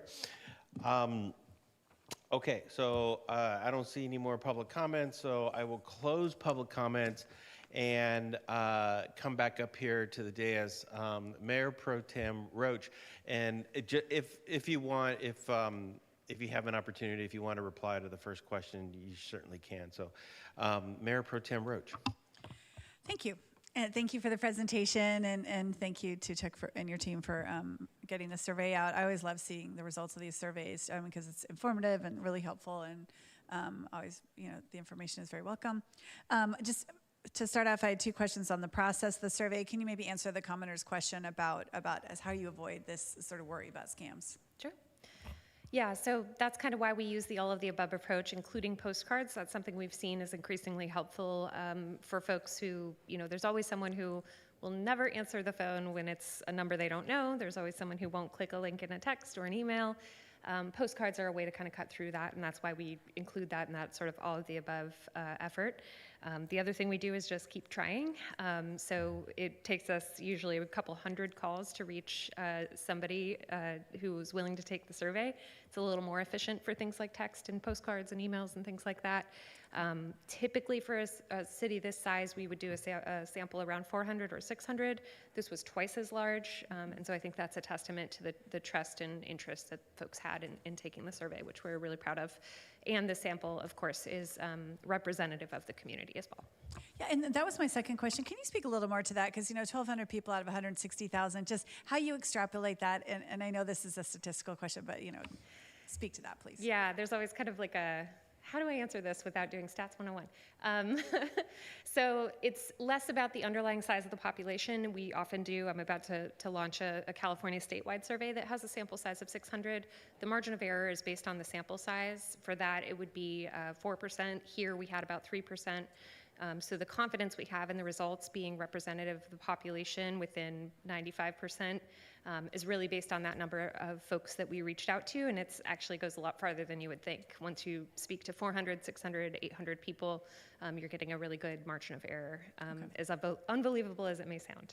No, thank you. I just wanted to answer that because, I always think like the number sounds so small. One follow-up on that, too. Sure. As FM3 is building the sample, they know what the overall profile is of the city residents, and so they are approaching it as closely as possible. So it's not like we're getting 1,200 folks that's outsized in a certain demographic or a certain part of the city. So they're building towards something that reflects the city as accurately as possible. We don't take the first 1,200 responses yet. We make sure, we make sure that we're hearing from people by gender, age, race, ethnicity, all of those things. Yeah. Great, thanks. And then on the district question, was it just the district? Was it just that one question about whether you knew about districts, or did you pull people in each district with all the questions? Everybody got all the questions that you saw. We actually did a little work ahead of time with the GIS folks who gave us ways to sort of cut and slice the existing sample that we had, so nobody had to know what district they were in. We knew they wouldn't. Yeah. So we did that work for them. Okay, thanks. And then on the housing question, you asked about eviction assistance, whether they knew about it or whether it's important to them. Why did you only do eviction assistance and not like the rental stabilization ordinance or shallow rent subsidy? Like why just that one question? It's really, we have to kind of pick and choose. We have a certain amount of time that we can spend on the phone or on email with people. And we also like to think about programs and services that just using everyday language makes sense to people. Mm-hmm. If we were to poll on, say, a shallow subsidy program, we'd have to explain what that was. So there's a certain amount of practicality to it. Anything else on that, Miranda?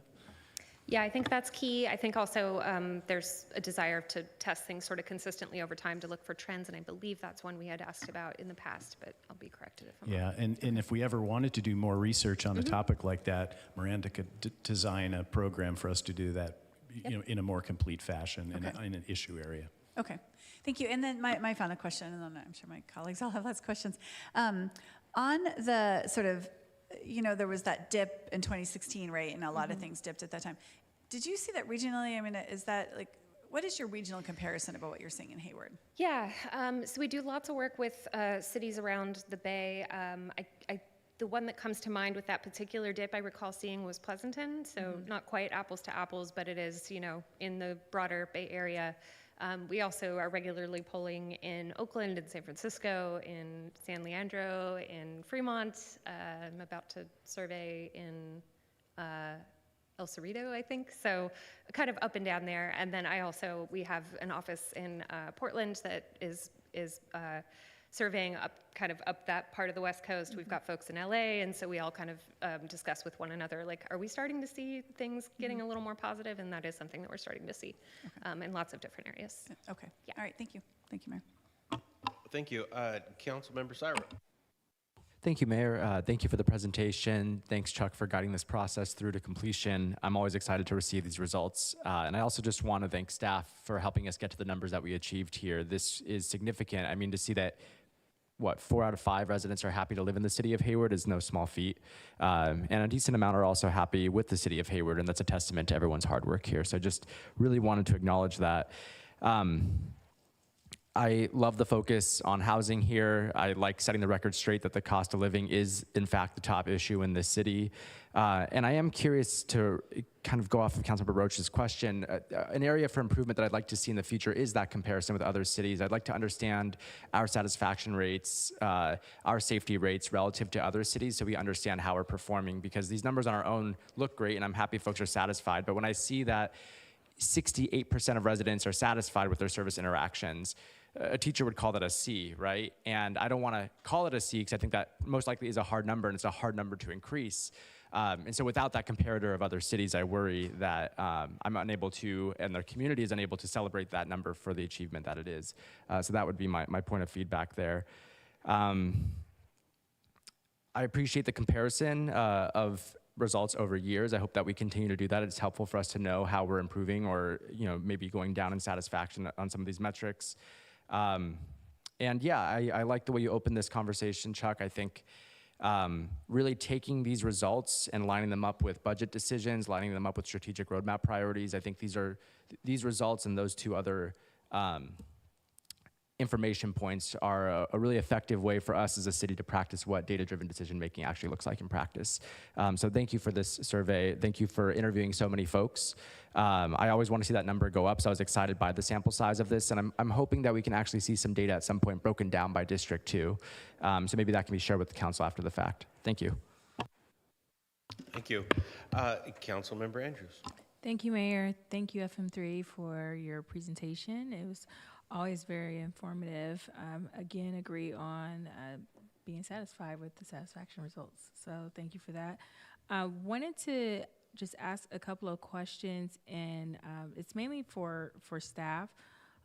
For the Public Works section, I see that was 39% for bicycle safety, and that was because I was a little confused by that. Can you repeat that one? That one went by a little fast for me. Yeah, I might be able to ride back to that, but essentially there was a greater share of folks who declined to answer that question just because they aren't riding their bike. So it's in those darker shades of gray. There's 11% who said I don't feel safe or unsafe, and then there's 28% who say it doesn't really apply to me, I don't ride my bike. Okay. That's much higher than it is for anything else we asked about, because those folks may not feel safe enough to ride a bike in the first place, or just may not own one or be able to ride one. Okay. Yeah. Yeah, so I wanted to just highlight, just in general, how we are also getting dissatisfaction with traffic. So I guess it's something for Public Works is how do you balance the bicycle safety and us putting in bike lanes with the dissatisfaction of traffic, and figuring out how do we balance that, and what's our approach to that.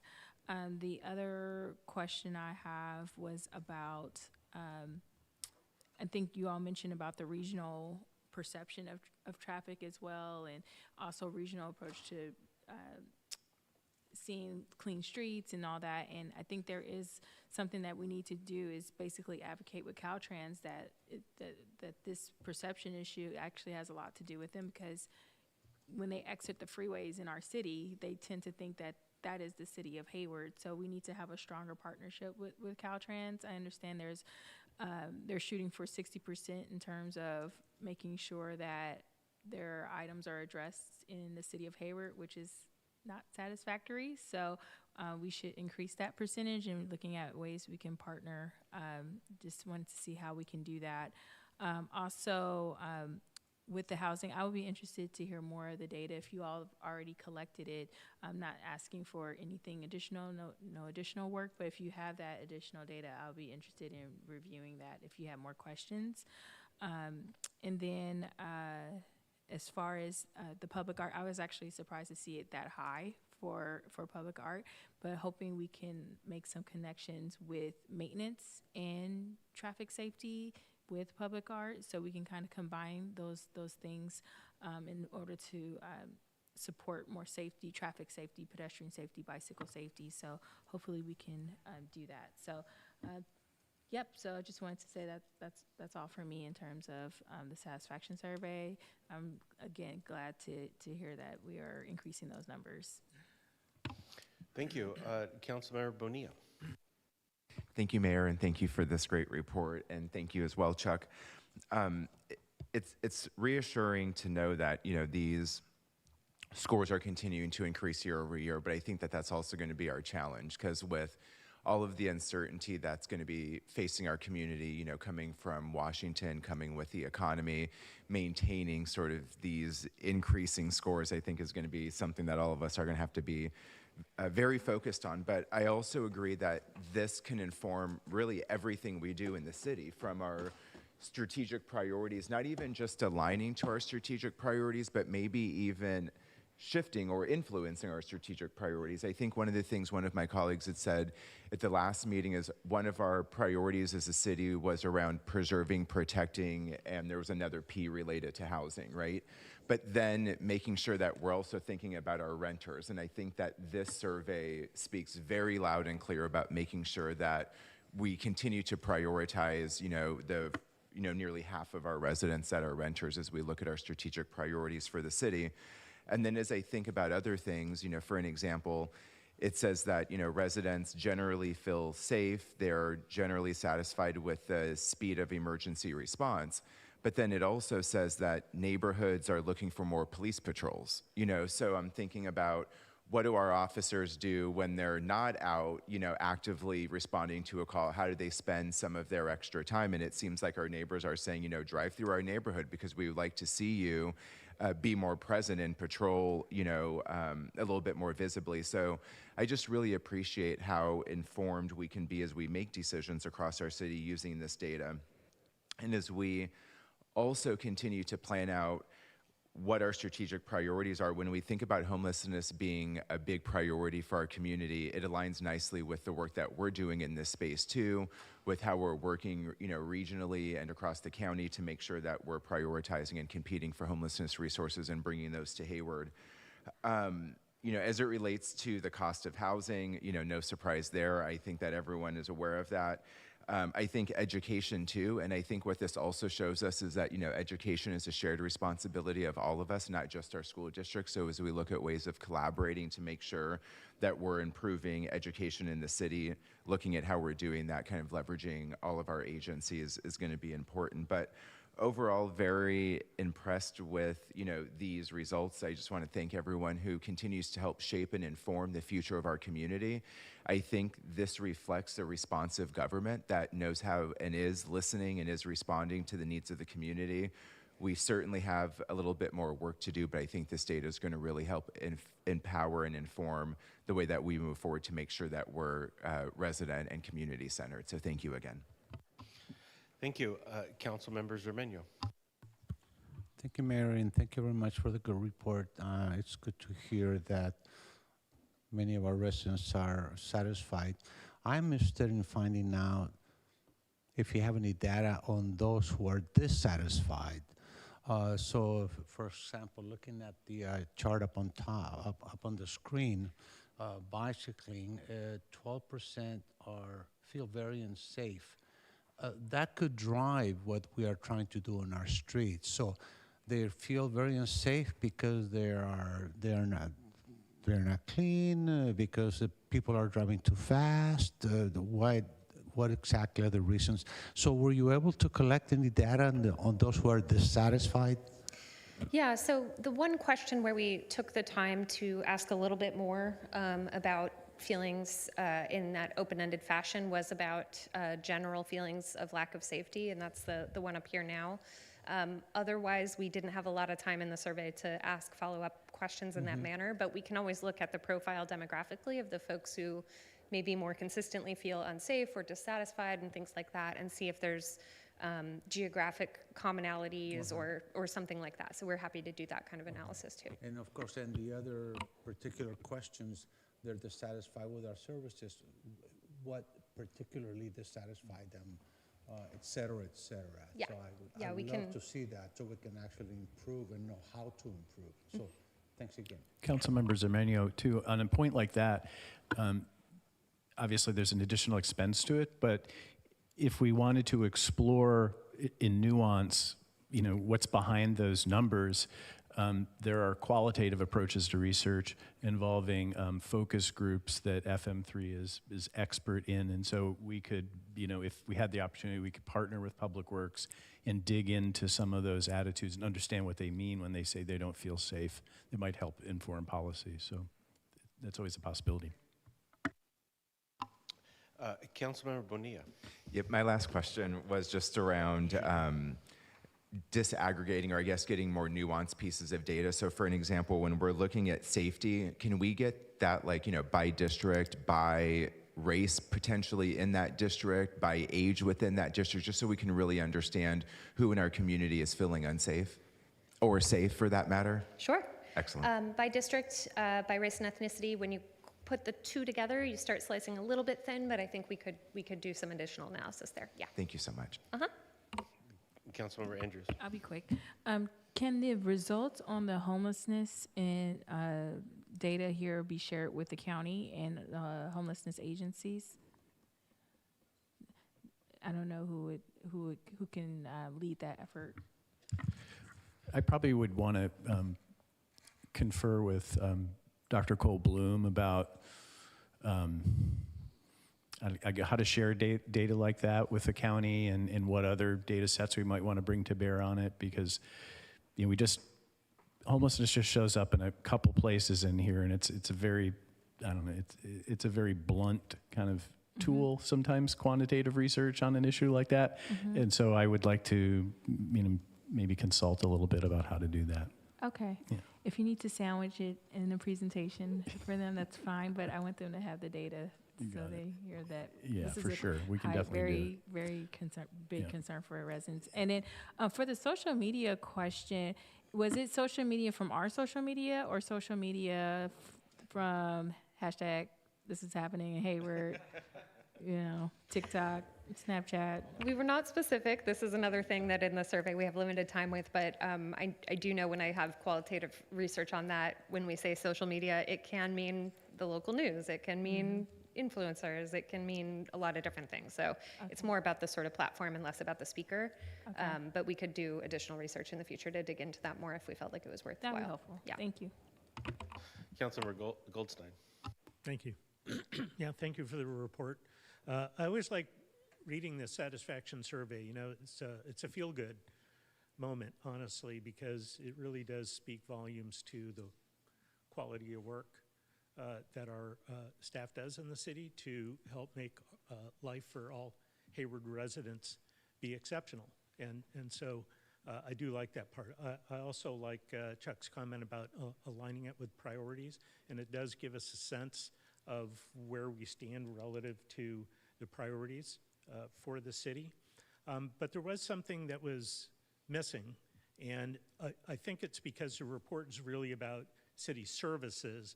The part that was missing for me is I really want to understand how our community feels about business, so business opportunities, how they feel about availability of shopping and so forth. I don't know that this is the report to put that in, but it is a priority for us. It's something that we are concerned about. And along with my colleagues, I would like to see, some more on housing. And I'm not really sure what, but there's just something about the report that I just felt like there was more that could be had. I'm just not sure what that is. And then separately from all of that, the comparative analysis with how we're doing relative to the rest of our other Bay Area cities would be nice to see that. But all in all, I think it's great work. So thank you for that. Thank you. Mayor Pro Tem Roach. Thank you. Yeah, I just wanted to finish up by saying I do think it's awesome that from 21 to 25, our city provisions of services number increased by 13%. And I just, just to thank you to staff to get that number up. I mean, that was hard coming out of COVID. I think everyone tried to understand how they could get back to regular services and serve the community. And I think they've done that. And I think to see a 13% increase is great. And I just want to thank everyone for the work that you did to get us there. So thank you. Thank you. I wanted to ask if you can put up slide 30 up.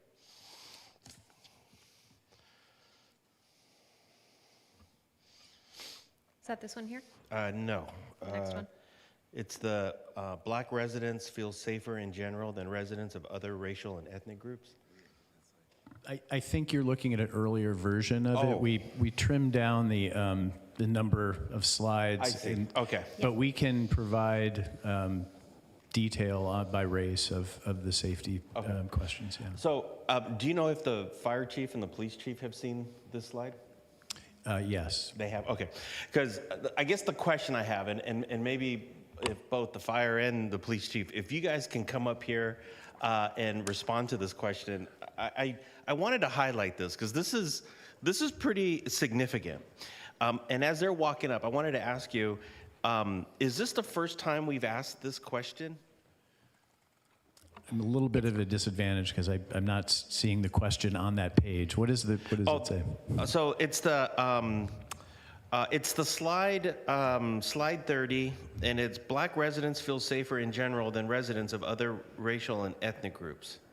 Oh, the question is, how safe do you feel in Hayward? Do you feel safe, unsafe, or neither safe or unsafe? Question 9. I guess that's the question. Yeah. Go ahead, Miranda. You Yeah, can that start is one and we then- have asked, I believe, as far back as 2019. Yeah. So over several years. And okay, so and then have we seen? And I know we don't have the dates here, but have we? Do you know if we've been improving? If this is sort of a sharp? Yeah, that's that slide here.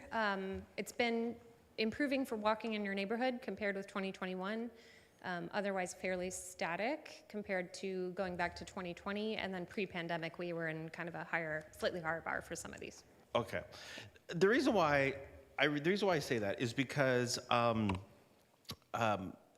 interacting with firefighters. Let me just sort of put this out here. Interacting with firefighters, for white residents it was 72% total safe. For Latino, 80%. Black, 69%, Asian, Pacific Islander, 73%. And for interacting with police, Latino residents, 63%, Black residents, 60%, and Asian and Pacific Islander residents, 64%. And so I guess the point here is that that's a pretty significant percentage, correct? They're all statistically significant or similar across racial and ethnic groups. Yeah. So I guess the point I'm trying to go here is, we have been investing a lot in public safety, in community engagement, right? And I know both our fire department and our police department have been doing, they've been present. They've been engaged. You see them at street parties. You see them at national nights out.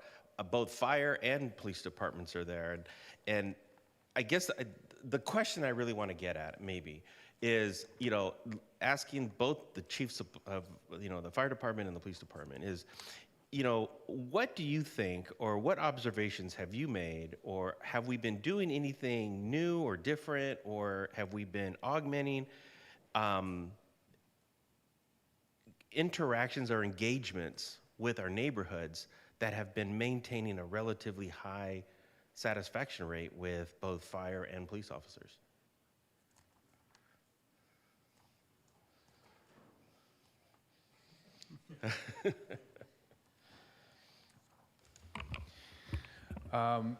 On the police side, I don't want to speak for the fire department, but I think we're always looking at innovative ways to connect with people, regardless of demographic group, regardless of location in the city.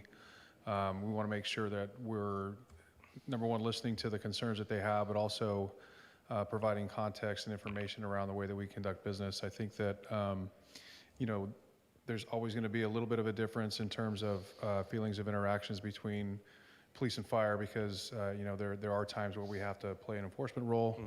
Just based on the nature of the work that we do.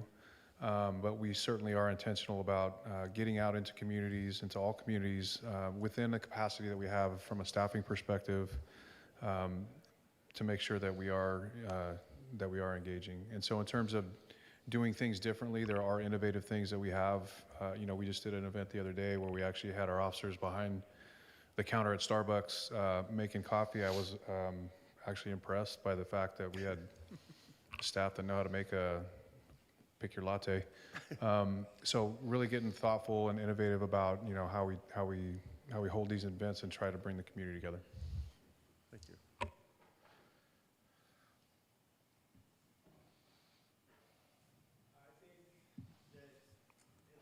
You got to hit the button. Sorry. He set me up by turning it off.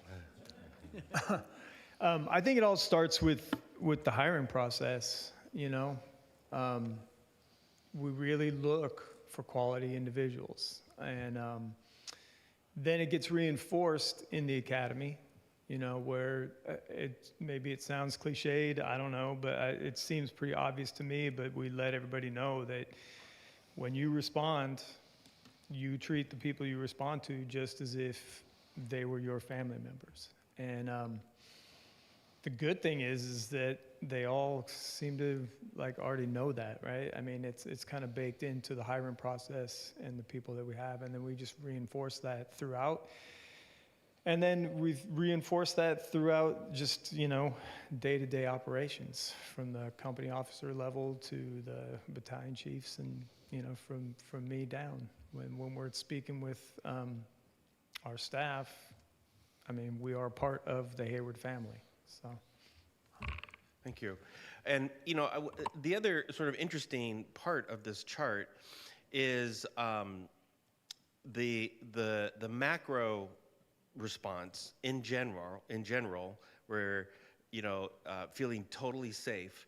Black residents feel the safest of all ethnic groups in the city, and in general.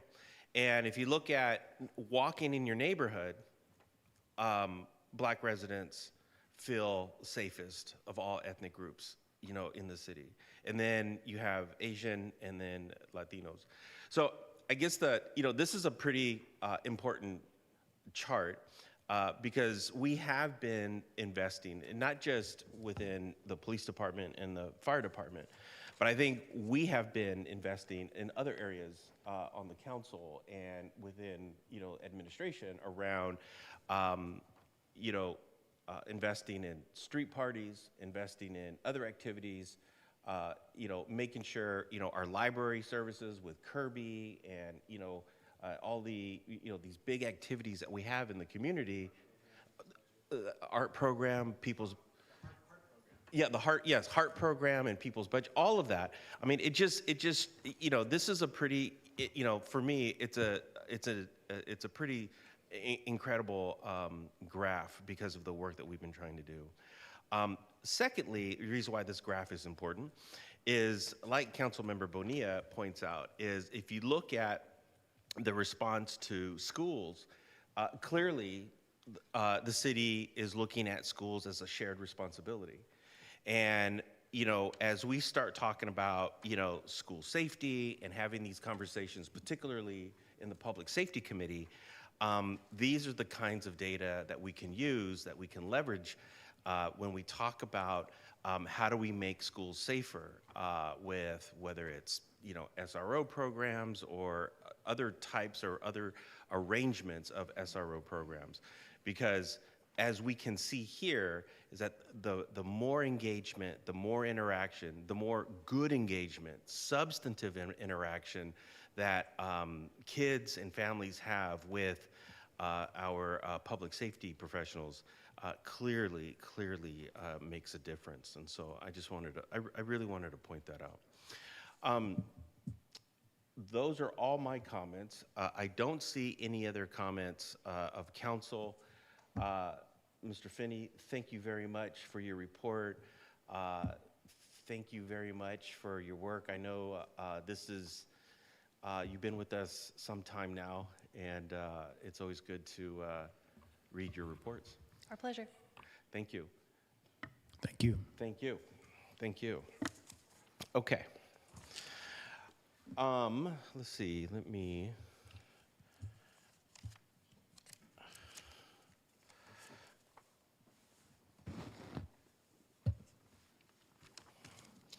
Okay, so I'd like to close this item. I'll move on to our public hearing item.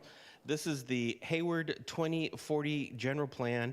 Adopt a resolution amending the hazardous element of the Hayward 2040 General Plan in accordance with the requirements of Assembly Bill 2140 by adopting and incorporating by reference the updated Hayward Local Resilience Plan, finding that no further environmental review is necessary.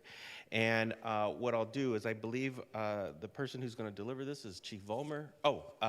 Deputy Chief Hamrin. And what I'm going to do is I'm going to forgo staff report, but if you can just briefly give us a few sentences about what this report is, and then I'll come up to the council for Q&A. Yeah, thank you, Mayor and Council. This is a fairly simple ask, so we can forego definitely the slideshow. We have a general plan, and we have a hazard section in it. We also have a local resiliency plan. What we haven't done is connected them together. So what we're recommending is that staff is requesting council to adopt a minor amendment to the hazard element of the general plan, which adopts and incorporates a reference to the Hayward's updated local resiliency plan into the hazard element. The action would also involve inclusion of a footnote reference to the LRP in the hazard element. This action is necessary to comply with Assembly Bill 2140, and why that's important, it allows us to recover more money in the event of a disaster declaration by the state legislator. So we're basically closing a loophole right now on, I think it's page 136 of the hazard plan. There's a reference and there's a footnote. Other than that, everything stays the same. Thank you. Thank you very much. Okay, so I'll come up to council for questions or comments. Councilmember Syrup.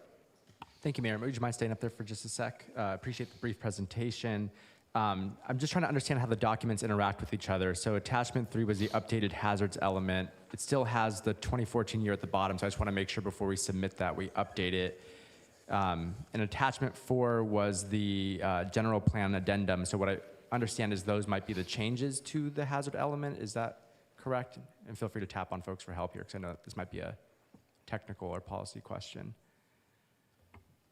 Yeah, on page 3, 136 of the hazard plan is the only change. Okay. The local resilience plan has not changed at all. Okay. So we're basically re-adopting the plan that we established before. Okay. With adding the footnotes so that in the event we had to request funding, we meet all the requirements at the state OAS level. Okay, great. I appreciate your foresight on this matter. And then I also would just encourage my colleagues to look at the updated hazard element, attachment 3. There is, I'm trying to find the page, I just lost it, but there is a section on the ways in which we are preparing for wildfires, which I know is a theme that we've talked about before. I believe this starts on page 3 out of 150 on attachment 3. So this is just for future reading, but I know this is something we've been concerned about, and I think it's helpful for us to know what our city's current plan is and how we might want to improve it going forward. Thank you for getting ahead of the curve and preparing this report and submitting this to the state. I'm glad we're going to be in a good position in case the bad inevitably happens. Thanks. Thank you. I don't see any more speakers, so I will close questions from council. I'll open up for public comment. I do not see public comment. I'll close public comment, and then I'll come back up here and entertain a motion. I'll move. Moved by Councilmember Goldstein, seconded by Councilmember Syrup. And Madam City Clerk, should we? Yes, Mr. Mayor, if we could go to iLegislate and let's see if we could try. Yeah, let's see if we'll give it a try. We're going to put it to the test. Yes. Okay. Let me just go ahead and. Record. Okay. Did you get it? Boom. No. Do you see it? Councilmember Cermeño, do you see it? All right, very good. And the motion passes 7-0. Thank you, Deputy Chief Hamrin. Okay, moving on to item 12. This is the community agency funding approval of fiscal year 2025-2026 Community Agency Funding Recommendations in Fiscal Year 2026-2029 Consolidated Plan. This report is coming to us by Assistant City Manager Regina Youngblood. And what I'd like to do, oh, here we go. You saw the, okay.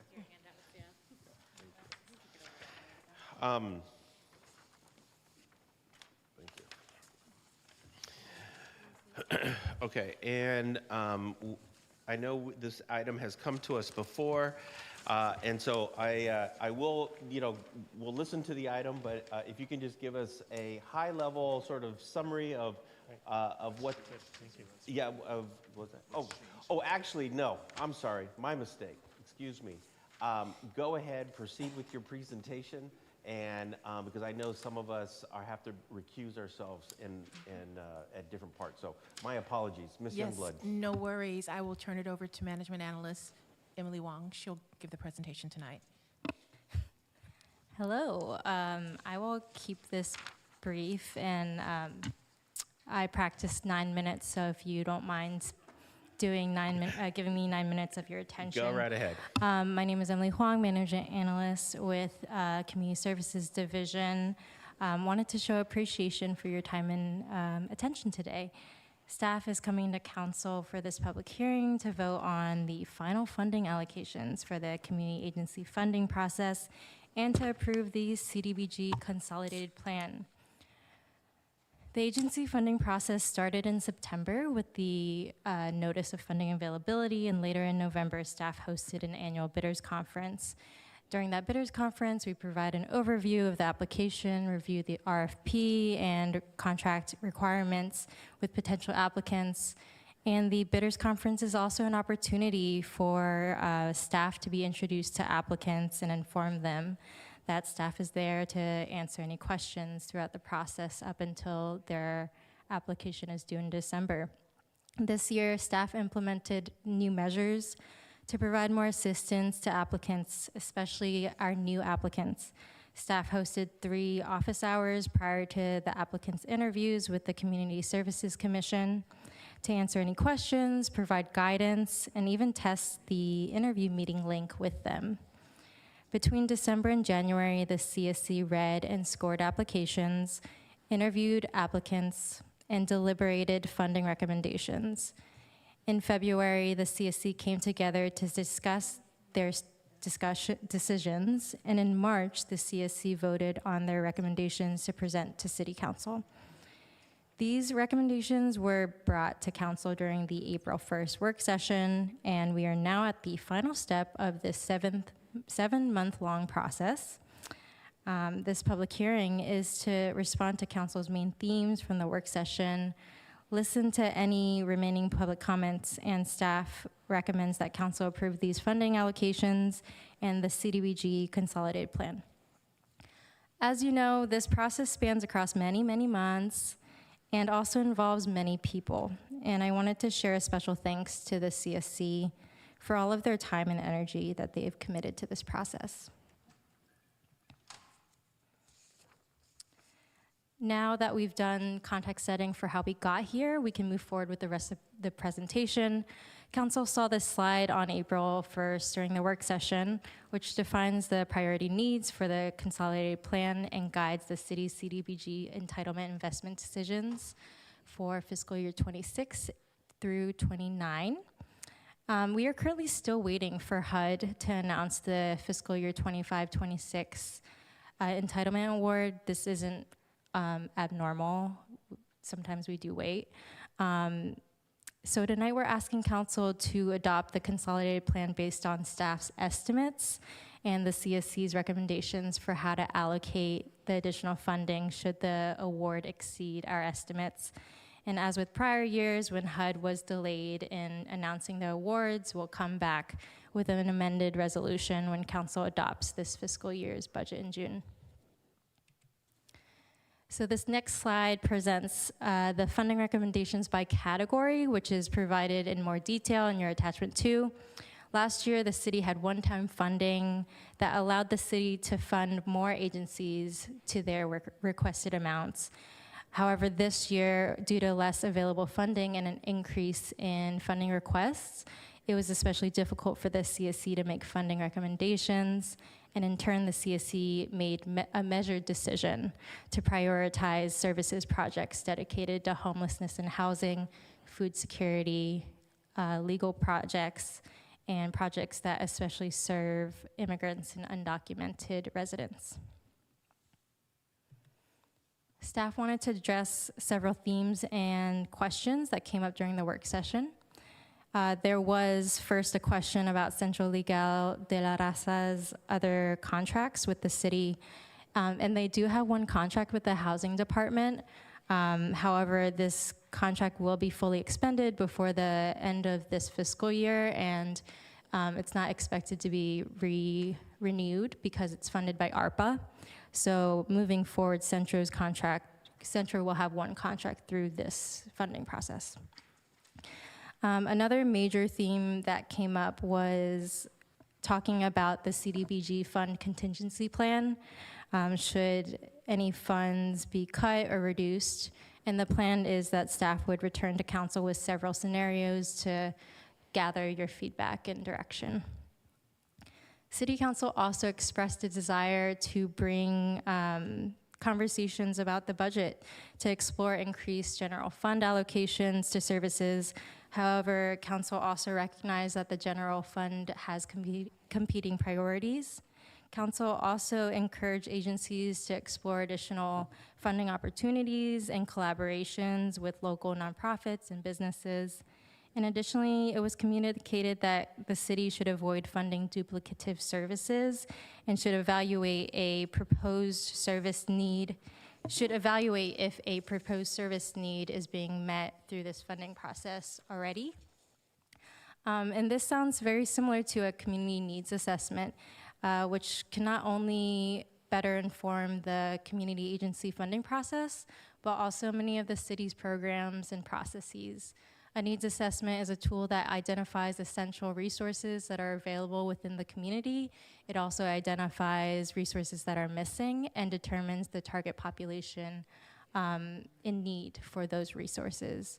The last assessment that was done was in 2018, and conducting an up-to-date CNA or a community needs assessment would support the city to establish clearly defined and data-informed decisions around strategic planning, program implementation, and program outcomes. And the last major theme from the work session was a request on additional data on past residents served to gauge the impact of funding for each agency. And you'll see that provided in your attachment 3 in very small font. It was also requested to provide data on anticipated residents served for this upcoming fiscal year. However, this data would not be accurate, as 45 out of 55 agencies this year either received partial or no funding. So this data would misrepresent how many individuals are being planned to serve because their actual awarded amounts have changed. I also want to note that while reviewing the total count of residents or households served, it's one way of measuring impact, especially when we think of like the volume of individuals that we're serving. These numbers should be interpreted with some caution, as there is significant variation in this type, breadth, and depth of services that are being provided. For example, housing and homelessness projects may show a different total in count compared to a food security project. Or even those two types of projects might show similar totals depending on the project scope. So we have 4 recommendations that really just distill into 2 recommendations. One is to approve the CDBG consolidated plan, and the other is to approve the funding allocations across all the different categories. But the way that this year's recusals work is that we actually need to split each resolution into all the different categories. So we have 4 resolutions here. The first 2 resolutions everyone can vote on, and then the last 2 will ask for recusals. Yeah, thank you. Perfect, thank you. Okay, so what I will do is let me come up to council for any questions. We got a lot of people up here. I see Councilmember Zermeño. Thank you, and thank you for the report. We've seen this again. It's very good. I'm very happy with what we've given out. We don't have enough money, but what we do, it's excellent. We had 3 calls in today about Sun Gallery. Can you explain more or less to the public what our plan is, please? Yes. So Sun Gallery typically competes for general fund in the arts and music category. It was brought to our attention last year that there were significant changes to the organizational's leadership structure. They completely recalled their board and fired the 2 main, the board president and the executive director. City staff consulted with city manager's office and the city attorney and determined that at that point in time, since Sun Gallery did not have control over their own finances and couldn't report to us about how the money was spent or where the money was, that it wasn't appropriate to give them additional funds until we could investigate the current situation. We have already completed our on-site monitoring visit, and staff are, which we accelerated. We typically monitor in the spring, but monitoring takes so long that they wouldn't be able to then apply for fiscal 26-27. So we made the decision to move up the monitoring specifically for their agency, which we have completed all of the main steps of that. We're writing up our findings, and those findings will have specific action steps. If they can meet those expectations and those action steps, we would recommend moving them forward for funding in fiscal year 26-27. Thank you very much. Councilmember Syra. No questions, just comments after public comment. Councilmember Andrews. Thank you for the report and the update. I just actually had a question. I'm just looking at the numbers served, and this came up when I read this report earlier. But for the 5-6 SEVA, and it has 60,000 residents impacted, can you explain that number a little bit more and how they were able to calculate that? I can't off the top of my head, no, but we can look into it for you. Okay, that'd be great. And then also wanted to see, I bring this up every year about staff time, just making sure you all are balancing the staff time with the amount of money we're actually distributing and making sure that we have efficiencies there. But I do also want to see if there is a path, or what is the path when there are funding requests and then there's gaps in that funding request. What is the next step for communication with those folks and leading them to other opportunities with grants and foundations? So in terms of communication, what our team will do is after this meeting is we'll let all the applicants know that council took action, what that action was, and we'll let them know that we don't actually know the funding amounts that they'll receive until we get that award from HUD. So we'll give them kind of that communication. In terms of leading them to additional funding opportunities, our team does not connect agencies to funding opportunities outside of what the city has available. We've heard council's feedback about the desire to connect applicants to more funding, and we are currently working on, as part of ways to revise the community agency funding process and what council has recently adopted, changing the CSC's purview and operations. We're looking at ways to leverage the expertise of the Community Services Commission to do some of that, but that's not staff work. Great, that sounds good. Thank you. Mayor Pro Tem Roach. Thank you. Yeah, I mean, I mainly have comments, but thank you for answering the question about the Sun Gallery, because, yeah, we've all gotten calls, or, we've all heard the comments about that. And thank you also for running down the Central Legal question, because that was really informative for me to hear. I did want to ask a question about the resident serve, and I hear your caution on not taking that sort of a one-for-one, but maybe just for an example, you could speak to the Love Never Fails serving 11 residents for, and I think it was for 16,000 as the recommendation. So I just wonder if you could sort of speak to how I interpret that. I don't have it in front of me. Can you tell me which program you're referring to? They received lots of Oh, sorry, different- it was the Healing Arts.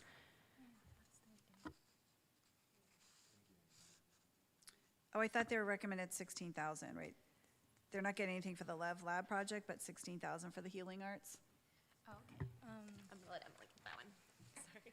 So are you looking at how much they got in on the right column, like how much money that they received in fiscal year 23-24? No, I'm looking at the recommendation for this year is 16,000 for 2026. And then, but just looking that the number served, and I know, like you're saying, it's not apples to apples, and I get it. But if what they served in 2023-24 was 8 or 11. 11. Yeah, like just what does that look like this year if we're making that recommendation for $16,000?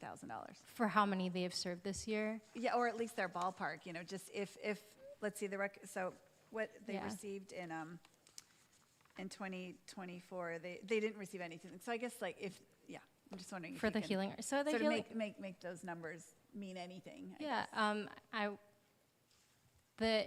The agency would be able to speak to this better than I can, but the agency they host like a dance class for survivors. Mm-hmm. So it's a program that offers like enrichment after school enrichment for youth, and people that have gone through like surviving violence. Mm-hmm. So there's programming that's associated with that. And I can't speak to how many individuals they plan on serving this year. That's some information that we can get to you very quickly. Okay, so the performance report on numbers served really isn't something we can extrapolate into what we're going to be funding for this so year. this is the information that we have, the data that we have from this past fiscal year. Okay. That's like the most complete information that we have for all of the agencies. Okay, thanks. I mean, I think it'll be an interesting thing to keep, tracking how many residents serve for each allotment. Thank you. Yeah, and I'm happy to look up that information quickly as well. Thank you. Okay, so for this upcoming year, they're projecting to serve 20 if they're fully funded. Yeah. Thank you. Councilmember Bonilla. Thank you. Just because on that same note, kind of 4Cs caught my eye for the same thing, and so did the Downtown Streets team. In particular, the Downtown Streets team is saying that it served like 40 people for $208,000, but I'm not sure if it's really 40, right? Because I mean, it's probably they employed 40 people, but they served like all of downtown by their trash pickup. So I think these numbers could be just a little bit misleading on the low end because these agencies are doing like phenomenal work. And then when you're like, well, 40 people have been served, it's like, well, everyone that walks downtown is actually served by their services. Do you know what I mean? Each agency has their own individual goals. So, if we're thinking about the individuals that we can track, this is what we can offer. But yeah, that was the caution, is that tracking the individuals and quantifying the people that benefit off of a program is going to look differently for yeah, each and the programs project. are totally different too, because for an example, like the one that you just explained being a dance class, right, versus, or healing versus this one is almost like full-time employment for 40 people too, right? So I think the unit of measure is also pretty interesting when you start to look across these two, right?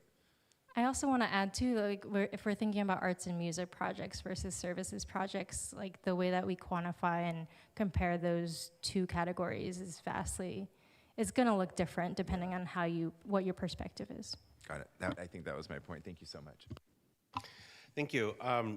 So seeing no more questions, I will move to public comment, and I will go to, of course, Madam Chair Lenita Wheeler from the Community Services Commission.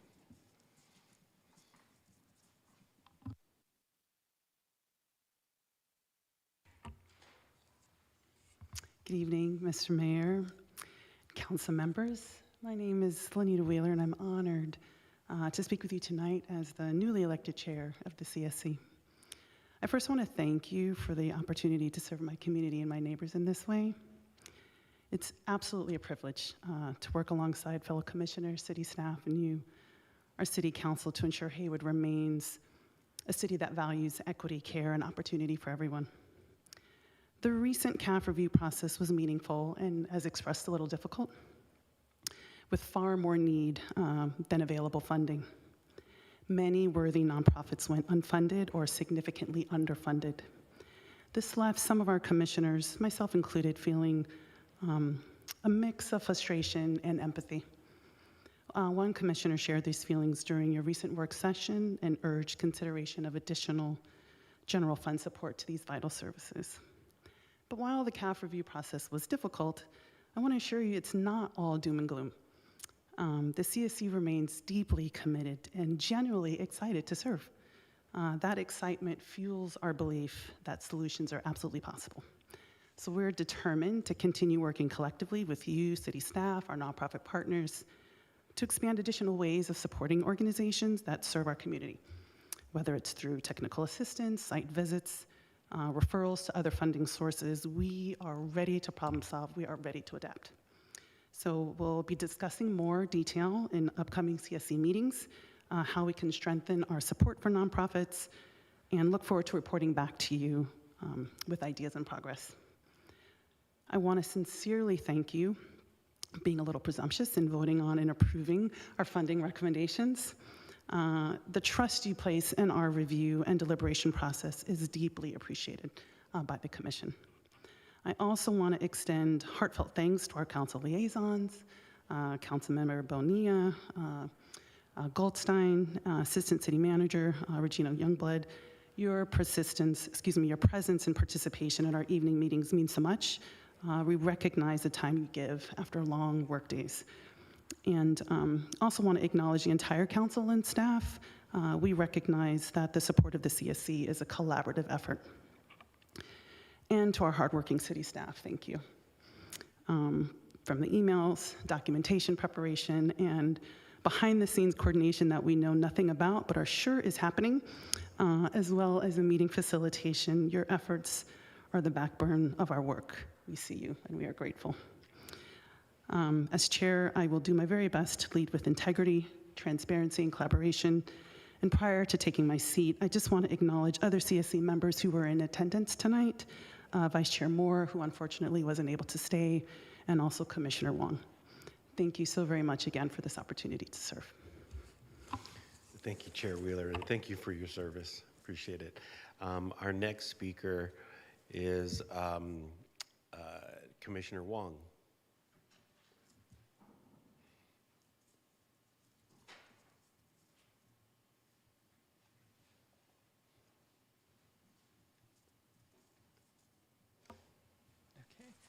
Good evening, City Council. And so I spoke, my name is Calvin Wong. I am a current Community Services Commissioner. I spoke last time, and I'm not going to rehash those points, but those still do stand true as I'm standing here today.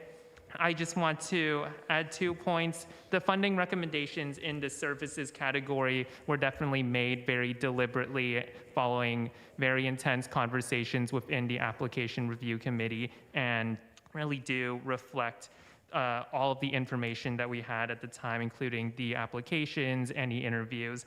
That said, if these recommendations tonight are adopted, they still will not meet the demand or need of the Hayward community. And so I'm strongly asking and urging that the City Council allocate more from the general fund wherever possible to, for this cycle and also in future cycles, to ensure that these critical services, these organizations can continue providing services that will save Hayward residents' lives.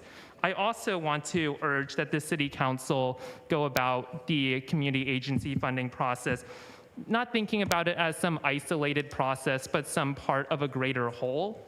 And so what I mean is, for example, in the housing and homelessness subcategory, the City Council needs to pursue and implement policies and initiatives, for example, like a rental registry, that complement the funding recommendations of the CSC so that we can keep people housed long after these organizations that are going to be funded get people into housing. And so by doing that, the City Council can really help free up funding in the long term so that the CSC can be more diversified in the ways that it goes about recommending funding, and also to be able to support any more novel and innovative ideas and initiatives that come our way. So thank you, City Council. Thank you. Our next speaker is online, and it's Allison. Allison First. W. Hi, yes, my name is Allison West. I spoke earlier as well. However, that was more in a positive manner and in a positive light. I did want to show my support of the Sun Gallery, and this is what I'm about to say. I will let you know, like, the board hasn't approved it, so I'm not speaking on behalf of the Sun Gallery. However, I am speaking just from my experience there. I do know and recognize that times are very interesting right now, and so the city of Hayward may not have enough funding to do certain things. However, I do know, just based on prior experience, that more than likely the $15,000 that was dispersed to the Sun Gallery as of last year was dispersed despite the fact that they had no one on their board that was acting as treasurer, and instead they were using the intern in order to run their treasury department. The city did not take action when Aaron and Kristen both gave notice that they were leaving the Sun Gallery because of ongoing, hazardous activity going on there. And instead, the city has taken action far later than what is required and has removed funding from an institution that I can tell is beloved by the community. That being said, from my own observations, now is not the time for the Sun Gallery to have funding removed, because there are several issues there that, again, I attempted to bring up last year, and it fell on deaf ears. First and foremost is the condition of the building. The foundation has settled approximately 1 foot away from the structure of the building. This is because Bret Hart Hill is putting a lot of pressure on the foundation, not only the foundation, but the pipes there. Last year, there was discussion of moving the Sun Gallery because the degradation was so extreme. So much so that when it gets hot in the summertime and the soil dries up, the pipes underneath stop working. I may not like everything that goes on at the Sun Gallery, but I believe there is a rather large safety issue there. I do not believe it will survive seismic activity, and I do think that funding is needed in order to even just look at the problems in the very foundation of it. Thank you very much for your time. Have a good one.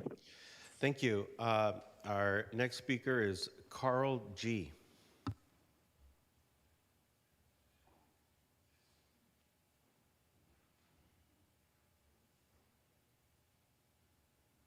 Hello. Hi there. Good evening, City Council and Mayor. Go ahead. Hi, my name's Carl Gorge, and I sit on the board and current treasurer at the Sun Gallery. I'm glad to be there again, working again with Darcy Diaz, who is the executive director for 10 years and back now at the gallery. So what can we do about the Sun Gallery? Well, the current funding round is for July 2025 through June of 2026. I know we didn't make it on the funding list since we weren't considered for this round. And unfortunately, $10,000 was cut from our prior award. Is there any way we can get that back? I know city staff has spent some time on this and has been following their monitoring handbook, and they had a lot of material to read, and I'm sorry about that. And we thank you very much for taking the time to read through it all and for meeting with us. I wish we could have been considered for some sort of alternate list while we were through the monitoring process, instead of unfortunately being blocked this funding round. Maybe something to change in the handbook for the future, perhaps? I don't know. I don't have a copy of it, so I don't know what's in it. There's only a couple people thrilled about this. The rest of us, the community, not so much. We would like to support continuing funding art field trips and art camp for the kids. As the Sun Gallery's treasurer, I'd like to bring us back to some normalcy. There are currently 10 agencies recommended for funding under the arts and music allocation. I suppose if you took 10% off of each one of the 10, that adds up to about $13,200. Any chance the city council could vote on that for the Sun Gallery? Just a thought for tonight. I had to at least try. Otherwise, I hope you think of us for upcoming funding opportunities. Thank you for your time. Thank you.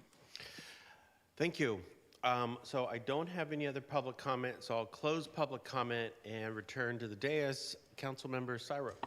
Thank you, Mayor. Thank you, staff, for this presentation and for leading our commissioners through this process. Yet again, I know it's a significant undertaking spanning multiple months, and I'm always really excited when we get to this point of the process where we get to accept the recommendations that our commissioners worked so diligently on. So, of course, thank you to our commissioners as well. I was very impressed with how seriously you took this assignment and are continuing to take this assignment and thinking about how to improve the process as we move forward. That level of care and attention makes me feel good about the hands that our city is in and the services that we're providing. And of course, I recognize the need for us to do more as well to support your work. Also want to acknowledge, I appreciate staff expediting the review of monitoring the Sun Gallery. I know it's very disappointing for them not to be receiving funding this time around. I do want to say both to the Sun Gallery and to all the recipients of funding tonight that what you're hearing from the council, at least in my opinion, is a shift in the way that we're looking at this funding. We can't be the singular source. It's just not sustainable. I'm part of several nonprofits that have completely volunteer-run boards and do completely volunteer-run work. And a significant portion of that work is building relationships with donors, foundations, in order to bring in funding to supplement funding that we've received from other places. That work, I think, is going to become a necessity. We have to adapt to this environment, this funding environment. The city is struggling to reconcile its own budget deficit. I think a lot of folks are hurting financially, and I don't want to do anyone the disservice of making any false promises around us being the singular and primary source of funding for any of these organizations. That being said, I still am interested in us finding a way to increase at least the services funding. When we put K1 forward, just as an example, funding social safety net services was one of the top priorities. The building, while a priority, wasn't in the top 3, but social safety net services was. And something as small as, let's say, a $500,000 contribution from something like K1 would double the services funding that we currently provide. So for me, I think this is a matter of finding what the right numbers are, seeing the right way to make the budget line up and still address our deficit. But I see this as a challenge that we should be willing to take on. I think the ask is quite reasonable. And if we need to do it in a gradual way or in a planned way, I think that's something that we all have the skill to be able to accomplish. But we are seeing need go up. I know the need varies based on the significance of the project, but the need is going up nonetheless. And I want us to be able to, while it's not funding a project fully, be able to fund more projects, and they can take that seed funding and leverage it for more foundation dollars and donor dollars elsewhere in the community. I want to give as many services a fighting shot to be able to provide the maximum amount of services for our community.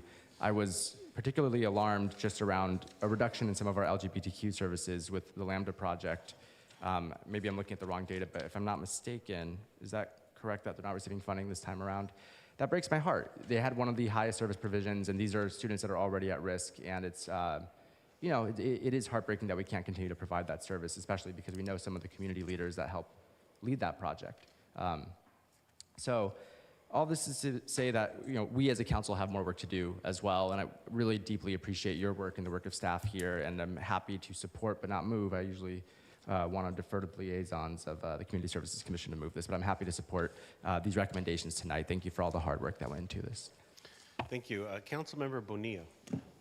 Thank you, Mayor. I also want to echo Councilmember Syrup's comments around looking for innovative ways to continue to increase the funding pot for services. We see that need continuing to increase. We just heard in the resident satisfaction survey that the residents are pleased with the way that we respond to their needs, and I think responding to their social safety net needs in the same way with the same urgency is really important. So as we're able to think creatively about how we might make that happen, I'm in full support of it. I also wanted to thank the staff, the commissioners, and all of the service providers who spent so much time in this process. I know from a staff perspective, just putting the process out there, getting the NOFO, and having to organize all that is a great deal of work. And the service providers have to put in a lot of work to apply. And the great work of the commission in reviewing and evaluating and really being fair in your deliberations and thoughtful and in your decisions really does make it easier for us to accept what it is that you guys have brought forward. I don't think I could have made any better decisions than you guys have, and especially with the amount of time that you guys have spent with, understanding the needs of our community and making sure that those needs are aligned with the funding and the agencies that are providing those services, I think is really important work. So I just wanted to appreciate all of you guys for your thoughtfulness. I want to also thank the new chair for kind of your vision of the CSC and your recommitment for the importance of the work that we're doing here, and also kind of the broadened view of how can we do more to make sure that we are supporting these very vital social service and safety net providers within the city. So looking more expansively at how we're doing that, I think is going to be a good use of all of our time. So thank you all so much for everything that you've done, and I'm pleased to move this recommendation tonight. Thank you. Second. Thank you. Councilmember Roach. Thank you. Yeah, thank you very much for the CSC for all the work you did, the dedicated and detailed work that you did to try to go through all of these applications and understand where the need might line up with the priorities that you set. And I really appreciate that you looked at food security this year, because last year I think I remember making a comment about worrying that there wasn't enough, so going to food related programs, and you definitely answered that this year. So I know every year has to be a little different and where the priorities are, because we all know there just simply isn't enough money. So thank you. I mean, I remember my time in the CSC is just a great education, all the great work that our communities are doing in Hayward, our community partners are doing in Hayward. And all 4 years that I was on that was full of angst and what we couldn't do and what we couldn't provide. So I appreciate my colleagues' comments on, we're never going to be the sole source. And it is obviously always disappointing that we can't provide more.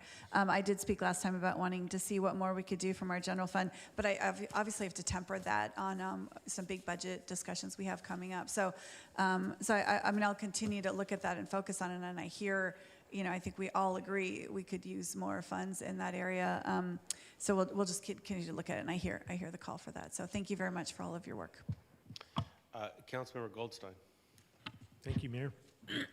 Thank you, staff. As the former council liaison to CSE, I really did have an opportunity to see the good work that staff brings forth that enables and empowers the CSE commissioners to do the great work that you do. Congratulations, Chair Wheeler, and also thank you for stepping up, and also thank you for being part of the CSE for a number of years. I happen to agree with Councilmember Bonilla. I don't think we could have done a better job than what the CSE commissioners have done. It was very thoughtful and in balance with what the needs of the community are, and really just, quite frankly, an outstanding job. And as I had said many times, the work that you do is as important as anything that we're doing. And we've left that in charge of very capable hands. And you too, Mr. Wong. Didn't mean to leave you out of that conversation. Thank you. In fact, all the CSE commissioners that are listening, you have my deepest gratitude for doing the hard work. And it is hard, and it's emotionally challenging. And so I would like to see us find a way to fund more. But also, we do need to keep in mind some of the strategies that we've discussed to make sure that the dollar investments are actually doing the work. In other words, changing lives, not just feeding a system, but changing lives. And ultimately, that's what I'm hoping that we are all working towards. And so, once again, thank you. Councilmember Andrews. Thank you, Chair Wheeler, and the rest of the commission for bringing forth recommendations. And I also want to thank the Community Services Division and Department. Just wanted to say that you all have brought innovative thinking to this item as well as the items of last meeting on public safety. So I just say 2 weeks in a row, I've been seeing things that we've been asking for over the years. You all are definitely responding to it. So I just want to acknowledge that. Also, I wanted to say that I'm looking forward to this new vision for the CSC in terms of potentially donor matching or skills training on how to obtain grants, and just want to acknowledge that it's going to be a tough environment, but this is why we call you all to this task, to help these organizations grow and thrive. And just hoping that we can maybe be creative in terms of asking what are the foundations that are out there. Does this match with this organization? Is there something we can do with our business community to help with this organization? Is this something we can do with our education-based organizations, figuring out how do we partner with all the different types of schools that are out there to help with some of these funding gaps? So I'm just really looking forward to seeing the creativity that comes out of CSC as it relates to just really figuring out how do we close the funding gap with our broader Hayward community. Thank you. Thank you. Councilmember Zermenu. Mayor, thank you. And I have thanked staff several times, but I have not thanked the commissioners. And it's my opportunity to thank Chair Wheeler and Mr. Wong for a very good job. Please thank the rest of them. And as you go through the coming process, I agree with colleague Syrup. Just make sure you let them know that they need to start looking in other places for funds, not just the city. It's a mistake just simply to say the city will fund us. So they really need to go out and hustle. We will try to increase it, but it's very difficult. Again, thank you very much. Thank you. So the item is moved by Councilmember Bonilla, and we're only talking the first two, correct? Yes, so the first two items moved by Councilmember Bonilla, seconded by Councilmember Goldstein, and Madam City Clerk, take the roll. Mr. Mayor, we'll try the I legislate app and see if you could please go there. I'm gonna. Let's see if we're, was it 2 for 2? 3 for 3? So I think we have to do it one at a time. So we're doing, Yes. First it's what you have on screen right now. So here we go. So, yeah, we need to vote on these separately because one is CDBG Okay. funding and the second is general fund.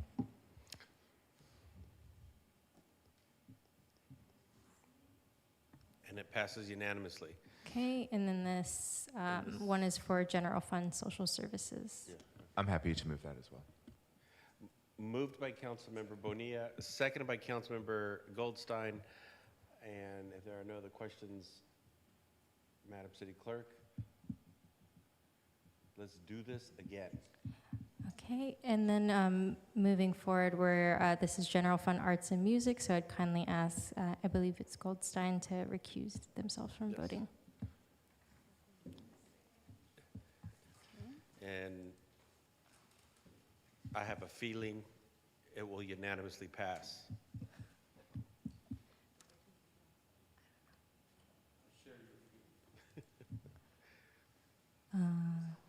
You're looking for. I'm happy to move Okay. it.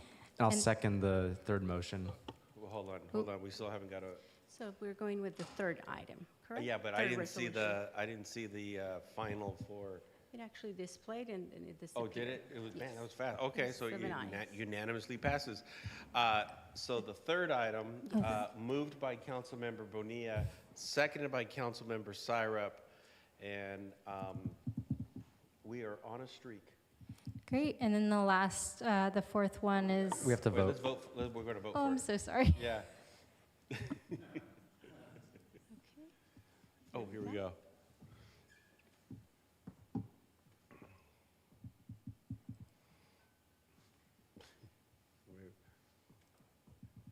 And it passes 6-0-0.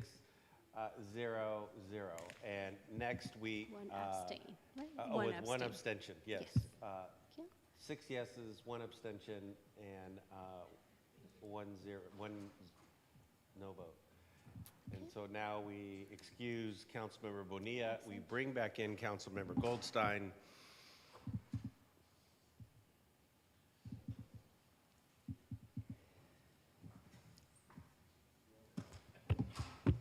I'll move the item. So the fourth item I'll is second. Moved by Councilmember Andrews, seconded by Mayor Pro Tem Roach. Madam City Clerk.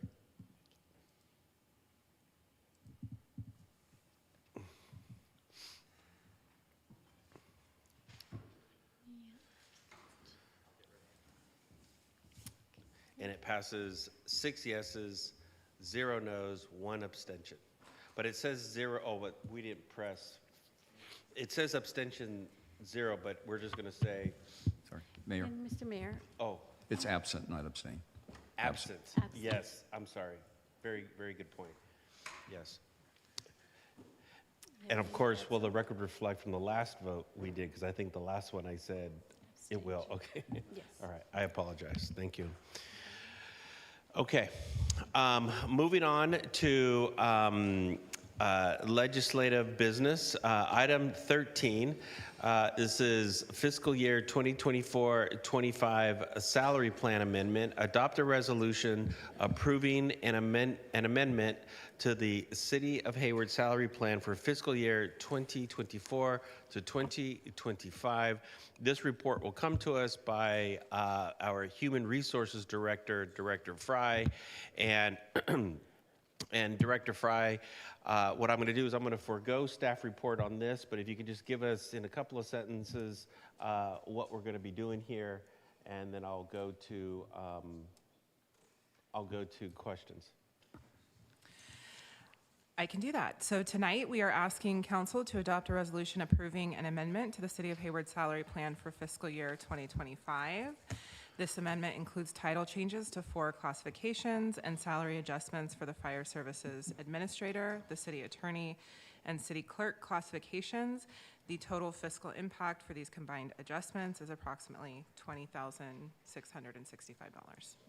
Thank you. And City Clerk Lenz and City Attorney Lawson have recused themselves. They are out of the room. And I'll first come up to council. Is there any questions up here on the dais? Seeing none, I will close council questions. I'll move to public comment. And our first speaker is Bria Allen.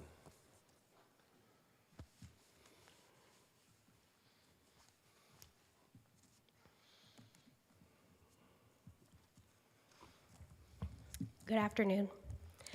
Mayor and council members, my name is Bria Allen. I am here to express my deep disappointment regarding staff's recommendation for a 17.82 salary increase for the city clerk, particularly while she is reportedly under investigation. It's disheartening to see this proposal move forward despite hearing back from only a few council members regarding my letter dated April 9th, 2025. The lack of transparency, accountability surrounding this decision is troubling, especially given the serious concerns about the city clerk's leadership, performance, and understanding of her responsibilities. Overcompensating someone under these circumstances sends the wrong message to both staff and residents. It undermines trust in city leadership and sets a poor precedent. The high turnover and ongoing staff shortages directly impacting the quality of services provided to residents are a clear reflection of the dysfunctional work environment that should be addressed, not rewarded. I urge you to reconsider this recommendation and take a closer look at the broader implications it has on the city's operations, morale, and public confidence. Thank you. Thank you. Our next speaker is Evelyn Oliveira.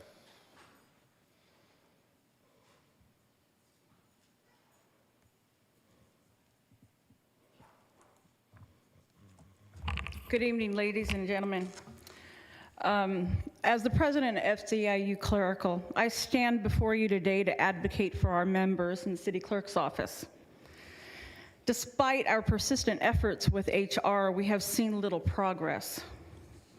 Just last week, the union was informed of a shocking item proposing a nearly 20% wage adjustment for an individual currently at the center of an ongoing internal investigation. At a time when our frontline workers are facing austerity measures, this decision is not merely tone deaf, it erodes public trust. How can we possibly justify rewarding failure by ignoring the alarming staff exodus and the devastating collapse of morale? The measures taken to address issues within the clerk's office have only resulted in high turnover rates and costly recommendations from outside consultants that remain unimplemented. Therefore, SEIU Clerical demands the following. Number one, immediately table the proposed wage adjustment until investigation is concluded. Number two, initiate an independent audit of the clerk's office, operations, staffing, and the use of consultancy services. Number three, appoint an interim leader with proven expertise to stabilize the department during this crucial review.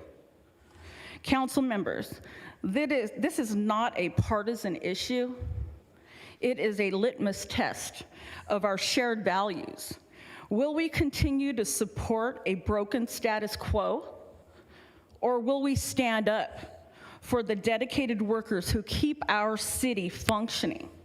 The eyes of every public servant and resident are upon you. Thank you. Our next speaker is online is Denise Chan.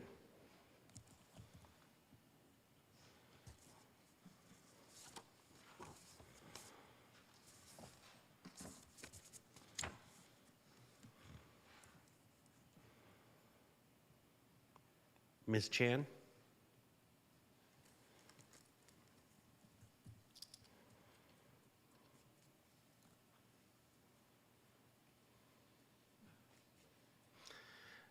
Going once? Going twice? Oh, I think I'm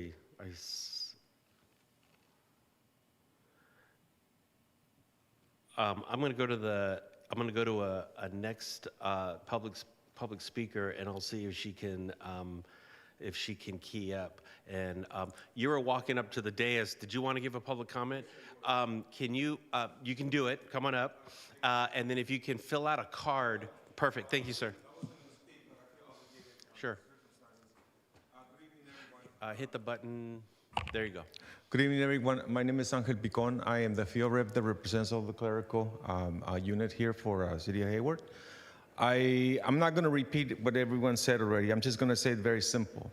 I am the field rep that represents the members here. And whenever a member is engaged in some sort of internal investigation, and if he or she is being rewarded for something, it would be something that if we find out that the member who's been investigated did something wrong, that member, even if I didn't like it, that member would not be rewarded by having to, when investigated, feel incompetence. In this case, it's very simple. You appointed this person to be in this position. I feel that you have an obligation to be able to do the due diligence and trying to either delay this increase in salary until the internal investigation is finalized. That's all I have to say. But I feel that this is something that it would make common sense to finalize the internal investigation until it's finalized and see what's the outcome of this. I'll leave it at that. Thank you so much. Thank you. I appreciate it. And I'm going to return. I'll give Denise Chan one more opportunity. I see you unmute. There you go. Go ahead. Can you hear me now? We can hear you, but if you can speak up just a little bit more, we can hear you. Mayor and Council, we can hear you. can you hear me now? Yeah, we can hear you now. Thank you. My name is Denise Chan, and I worked at the city clerk's office for 13 years as a senior secretary for the city of Hayward. And upon reading Ms. Allen's and Ms. Pars's letters, I felt compelled to comment. As you know, we are a small office, and it is critical for teamwork to prevail. I have found that Ms. Lenz is committed to the community, the city, and her staff. There was ongoing communication at all times. Ms. Lenz held weekly meetings, and she was even more diligent regarding communication with staff when COVID sent us all working from home.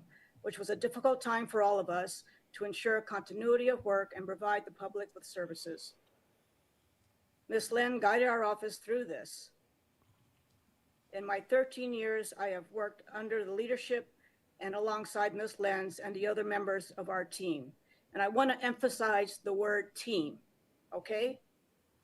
To learn the awesome responsibilities of the city clerk's office.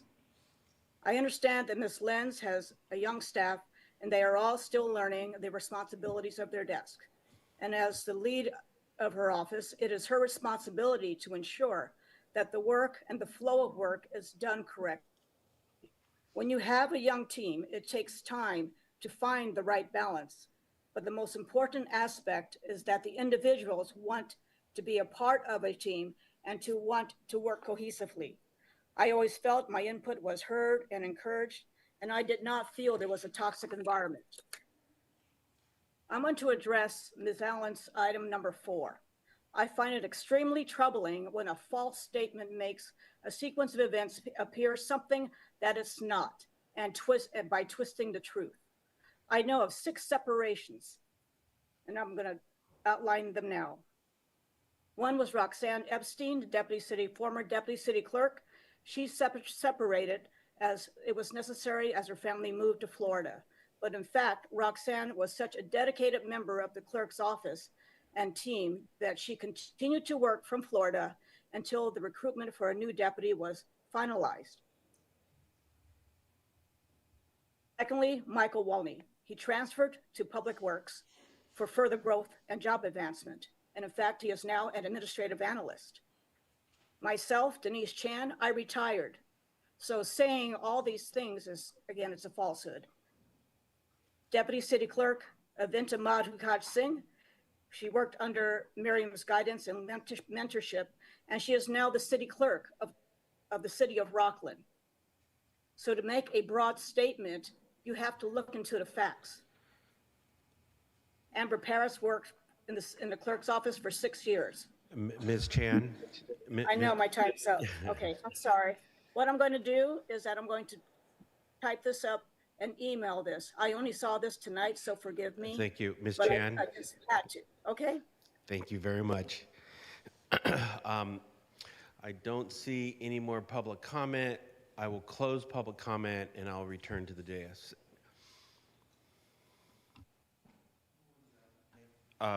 Moved by Councilmember Zermeño, seconded by Councilmember Goldstein, Mayor Pro Tem Roach. Oh, that's Candace. Okay, Councilmember Syra. Just want to acknowledge the comments because it would feel inappropriate not to. Want to explain that this raise to me is an effort to make the roles compensation competitive, and it's an effort that we've tried to achieve across all of our bargaining groups in our recent negotiations. That being said, I take the concerns of our staff incredibly seriously. I've had the opportunity to meet and sit down and talk, and can assure you that this is something that, as an entire council, we're following closely. We're discussing a personnel issue before the public with a pending investigation, and so I think it would be inappropriate to jump to conclusions right now, but we're all listening, and I just felt like it'd be inappropriate to not at least put that on the table before moving ahead with a vote. Thank you. Thank you, Councilmember Syrup. So moved by Councilmember Zermeño, seconded by Councilmember Goldstein, and Ms. Geraldine. You can.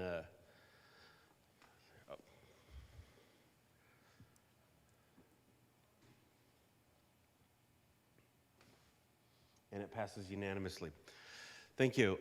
Next item is item number 14. Item number 14 is LB 25-011, Council Appointed Officers Employment Agreements. Adopt resolutions appointing new employment agreements between the City of Hayward and the City Attorney, and between the City of Hayward and the City Clerk, and authorize the mayor to execute agreements from the authorize the mayor to execute the agreements. And I believe this report will come to us again by our Director of Human Resources, Brittany Fry. And then Brittany, if you can just do the same thing. Yes, so staff is requesting that council adopt resolutions approving new employment agreements between the City of Hayward and the City Attorney and the City of Hayward and the City Clerk, and authorize the mayor to execute those agreements. The updated agreements are effective April 22nd, 2025 through June 30th, 2027. The terms include 3 separate COLA adjustments for each council-appointed officer, a $50 increase in the monthly personal equipment and automobile stipend for the city attorney, and an equity adjustment for the city clerk classification to bring the classification to median based on a total compensation market study conducted in February of this year. Thank you. I will open up any questions from the dais. I don't see any questions from the dais. I will close questions on the dais, go to public comment. I have 2 public comment. First public comment is Evelyn Oliveira. I will decline to. Okay. Our second public comment, because you had 2 cards, so I'll point taken. And then Bria Allen. Okay, thank you. So I'll close public. Denise Chan, do you have your hand up again, or?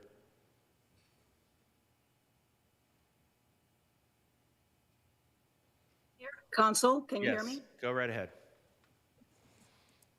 I'm going to continue. If you can speak up a little bit more. Personnel records can attest to how long individuals were in the clerk's office. Ms. Allen's on page 2, as she mentions permits and short staffing. Oh, she lost me. On page 2, as she mentions permits and short staffing, and I understand the clerk's office is now fully staffed and permits are handled in another department. I will say that there are instances when one is hypersensitive and looking for issues where one does not exist, or not to the magnitude they are stating as exampled in item number 4, and twists the truth. Regarding the contract, I will say that there are many times when Ms. Lenz did not accept pay raises, taking into consideration the city's budget and constraints. I can only say how shocked I am at the tone of Ms. Allen's letter, and can only imagine the kind of hostile environment Ms. Allen brings into the office. We are a public-facing office, especially the city clerk's office. I am quite puzzled by Ms. Allen's demands, as I would question, are there labor negotiations going on? As it seems, there are more issues stated in her letter that she brought forward. In reading the staff report, the increases are part of equity salary adjustments and COLAs. As a union member for the entire 13 years of my time with the city, this is exactly what was done past contract negotiations, and our union members' salaries represent these positive impacts of these studies with the equity adjustments and COLAs. Ms. Parris' letter, being a small office, in response to Ms. Parris' letter, being a small office, in order to accomplish all the tasks to keep the office running, when new staff comes in, they need also to be trained. During my tenure, I always strived, with Marion's approval, to be able to cross-train new staff as much as possible. In closing, at all times, Ms. Lenz strives to lead her office with grace and integrity. I found the letters to be mean-spirited and with the intent to harm Ms. Lenz's reputation under the guise as union representatives. I support the approval of City Clerk Lenz's contract. The time she devotes to the city is way beyond the call of duty. Thank you for your time. Thank you. Our next caller is Rose A.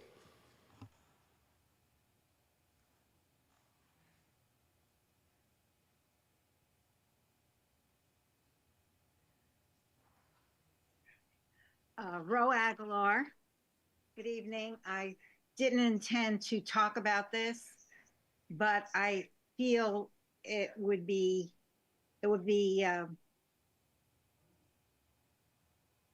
I feel the necessity to say that I don't know what this is about. So I'm not speaking to the investigation or whatever's going on, but I can say that in all my contacts with City Clerk Lenz, it has acted professionally, the highest level of service and integrity. that I have ever encountered. And I would also say that I'm not low maintenance, so I know that I gave her extra work at times and still do. And she has never complained and always been very polite and professional. So I just want to put that in there because that has been my experience. Thank you. Thank you. I don't have any more public comment. I don't have any more cards. So I'd like to close public comment. And what I'd like to do is I'd like to move the item. Moved by Mayor Salinas, seconded by Councilmember Zermeño. And if there are no further questions, Ms. Geraldine.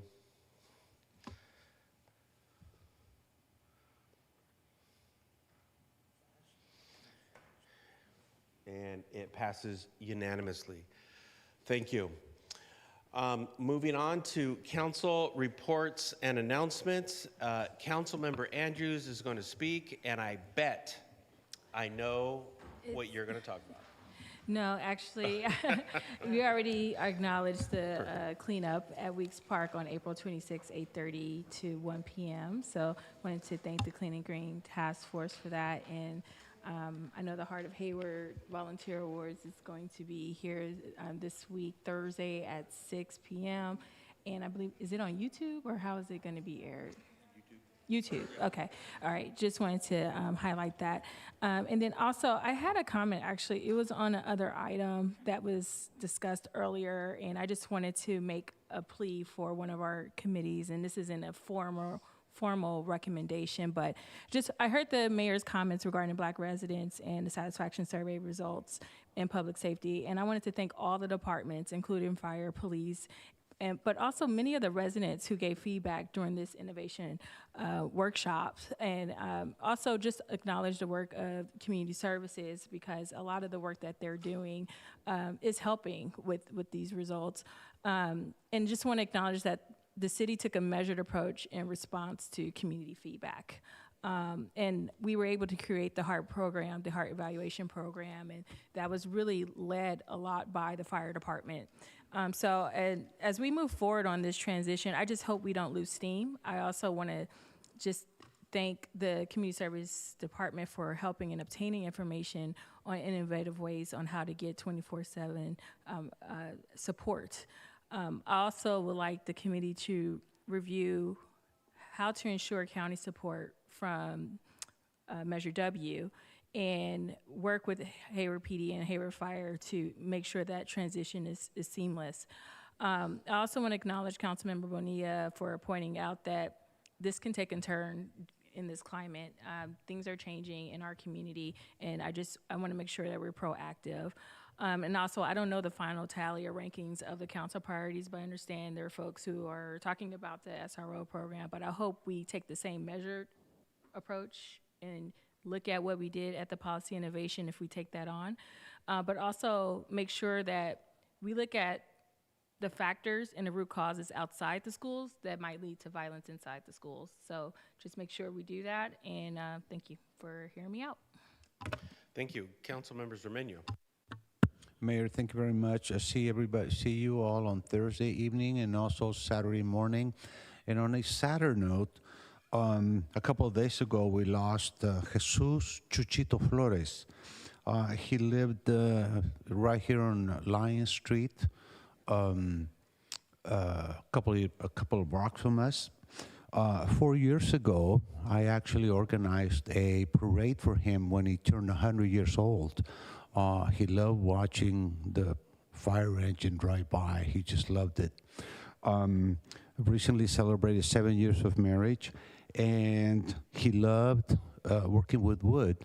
I would love to have a tree planted in his honor, if that is a possibility.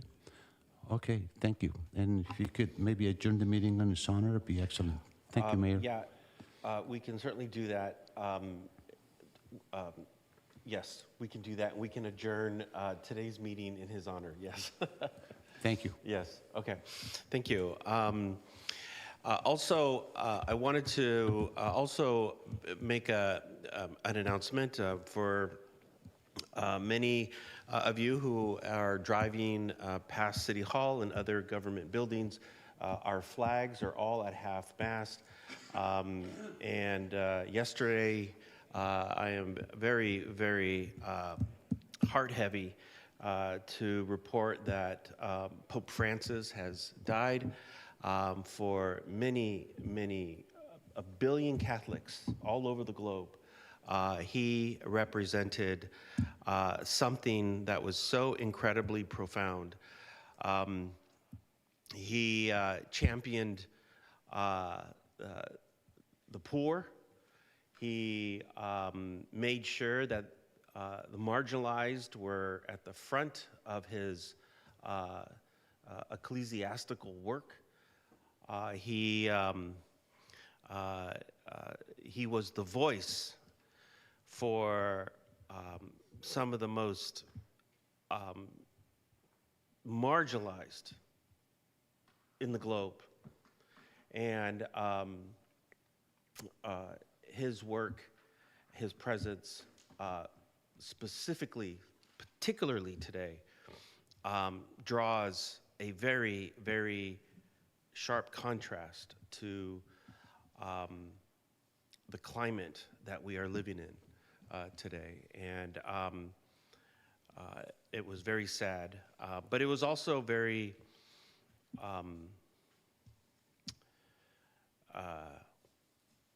spiritual to know that he had died on Easter. And so Pope Francis, God bless you, and may you rest in peace. There are no, yes, Councilmember Syrup. Just appreciate you recognizing Pope Francis here. His last day on April 20th, he was giving a sermon.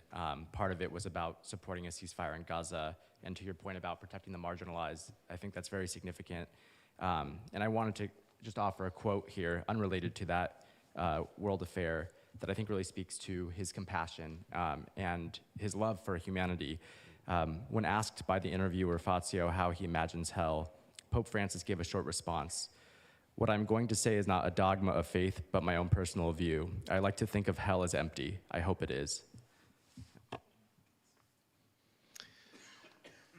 With that, there are no council referrals, and ladies and gentlemen, for our beloved Pope and for Jesus Chuchito Flores, this meeting is adjourned in their honor. God bless them both.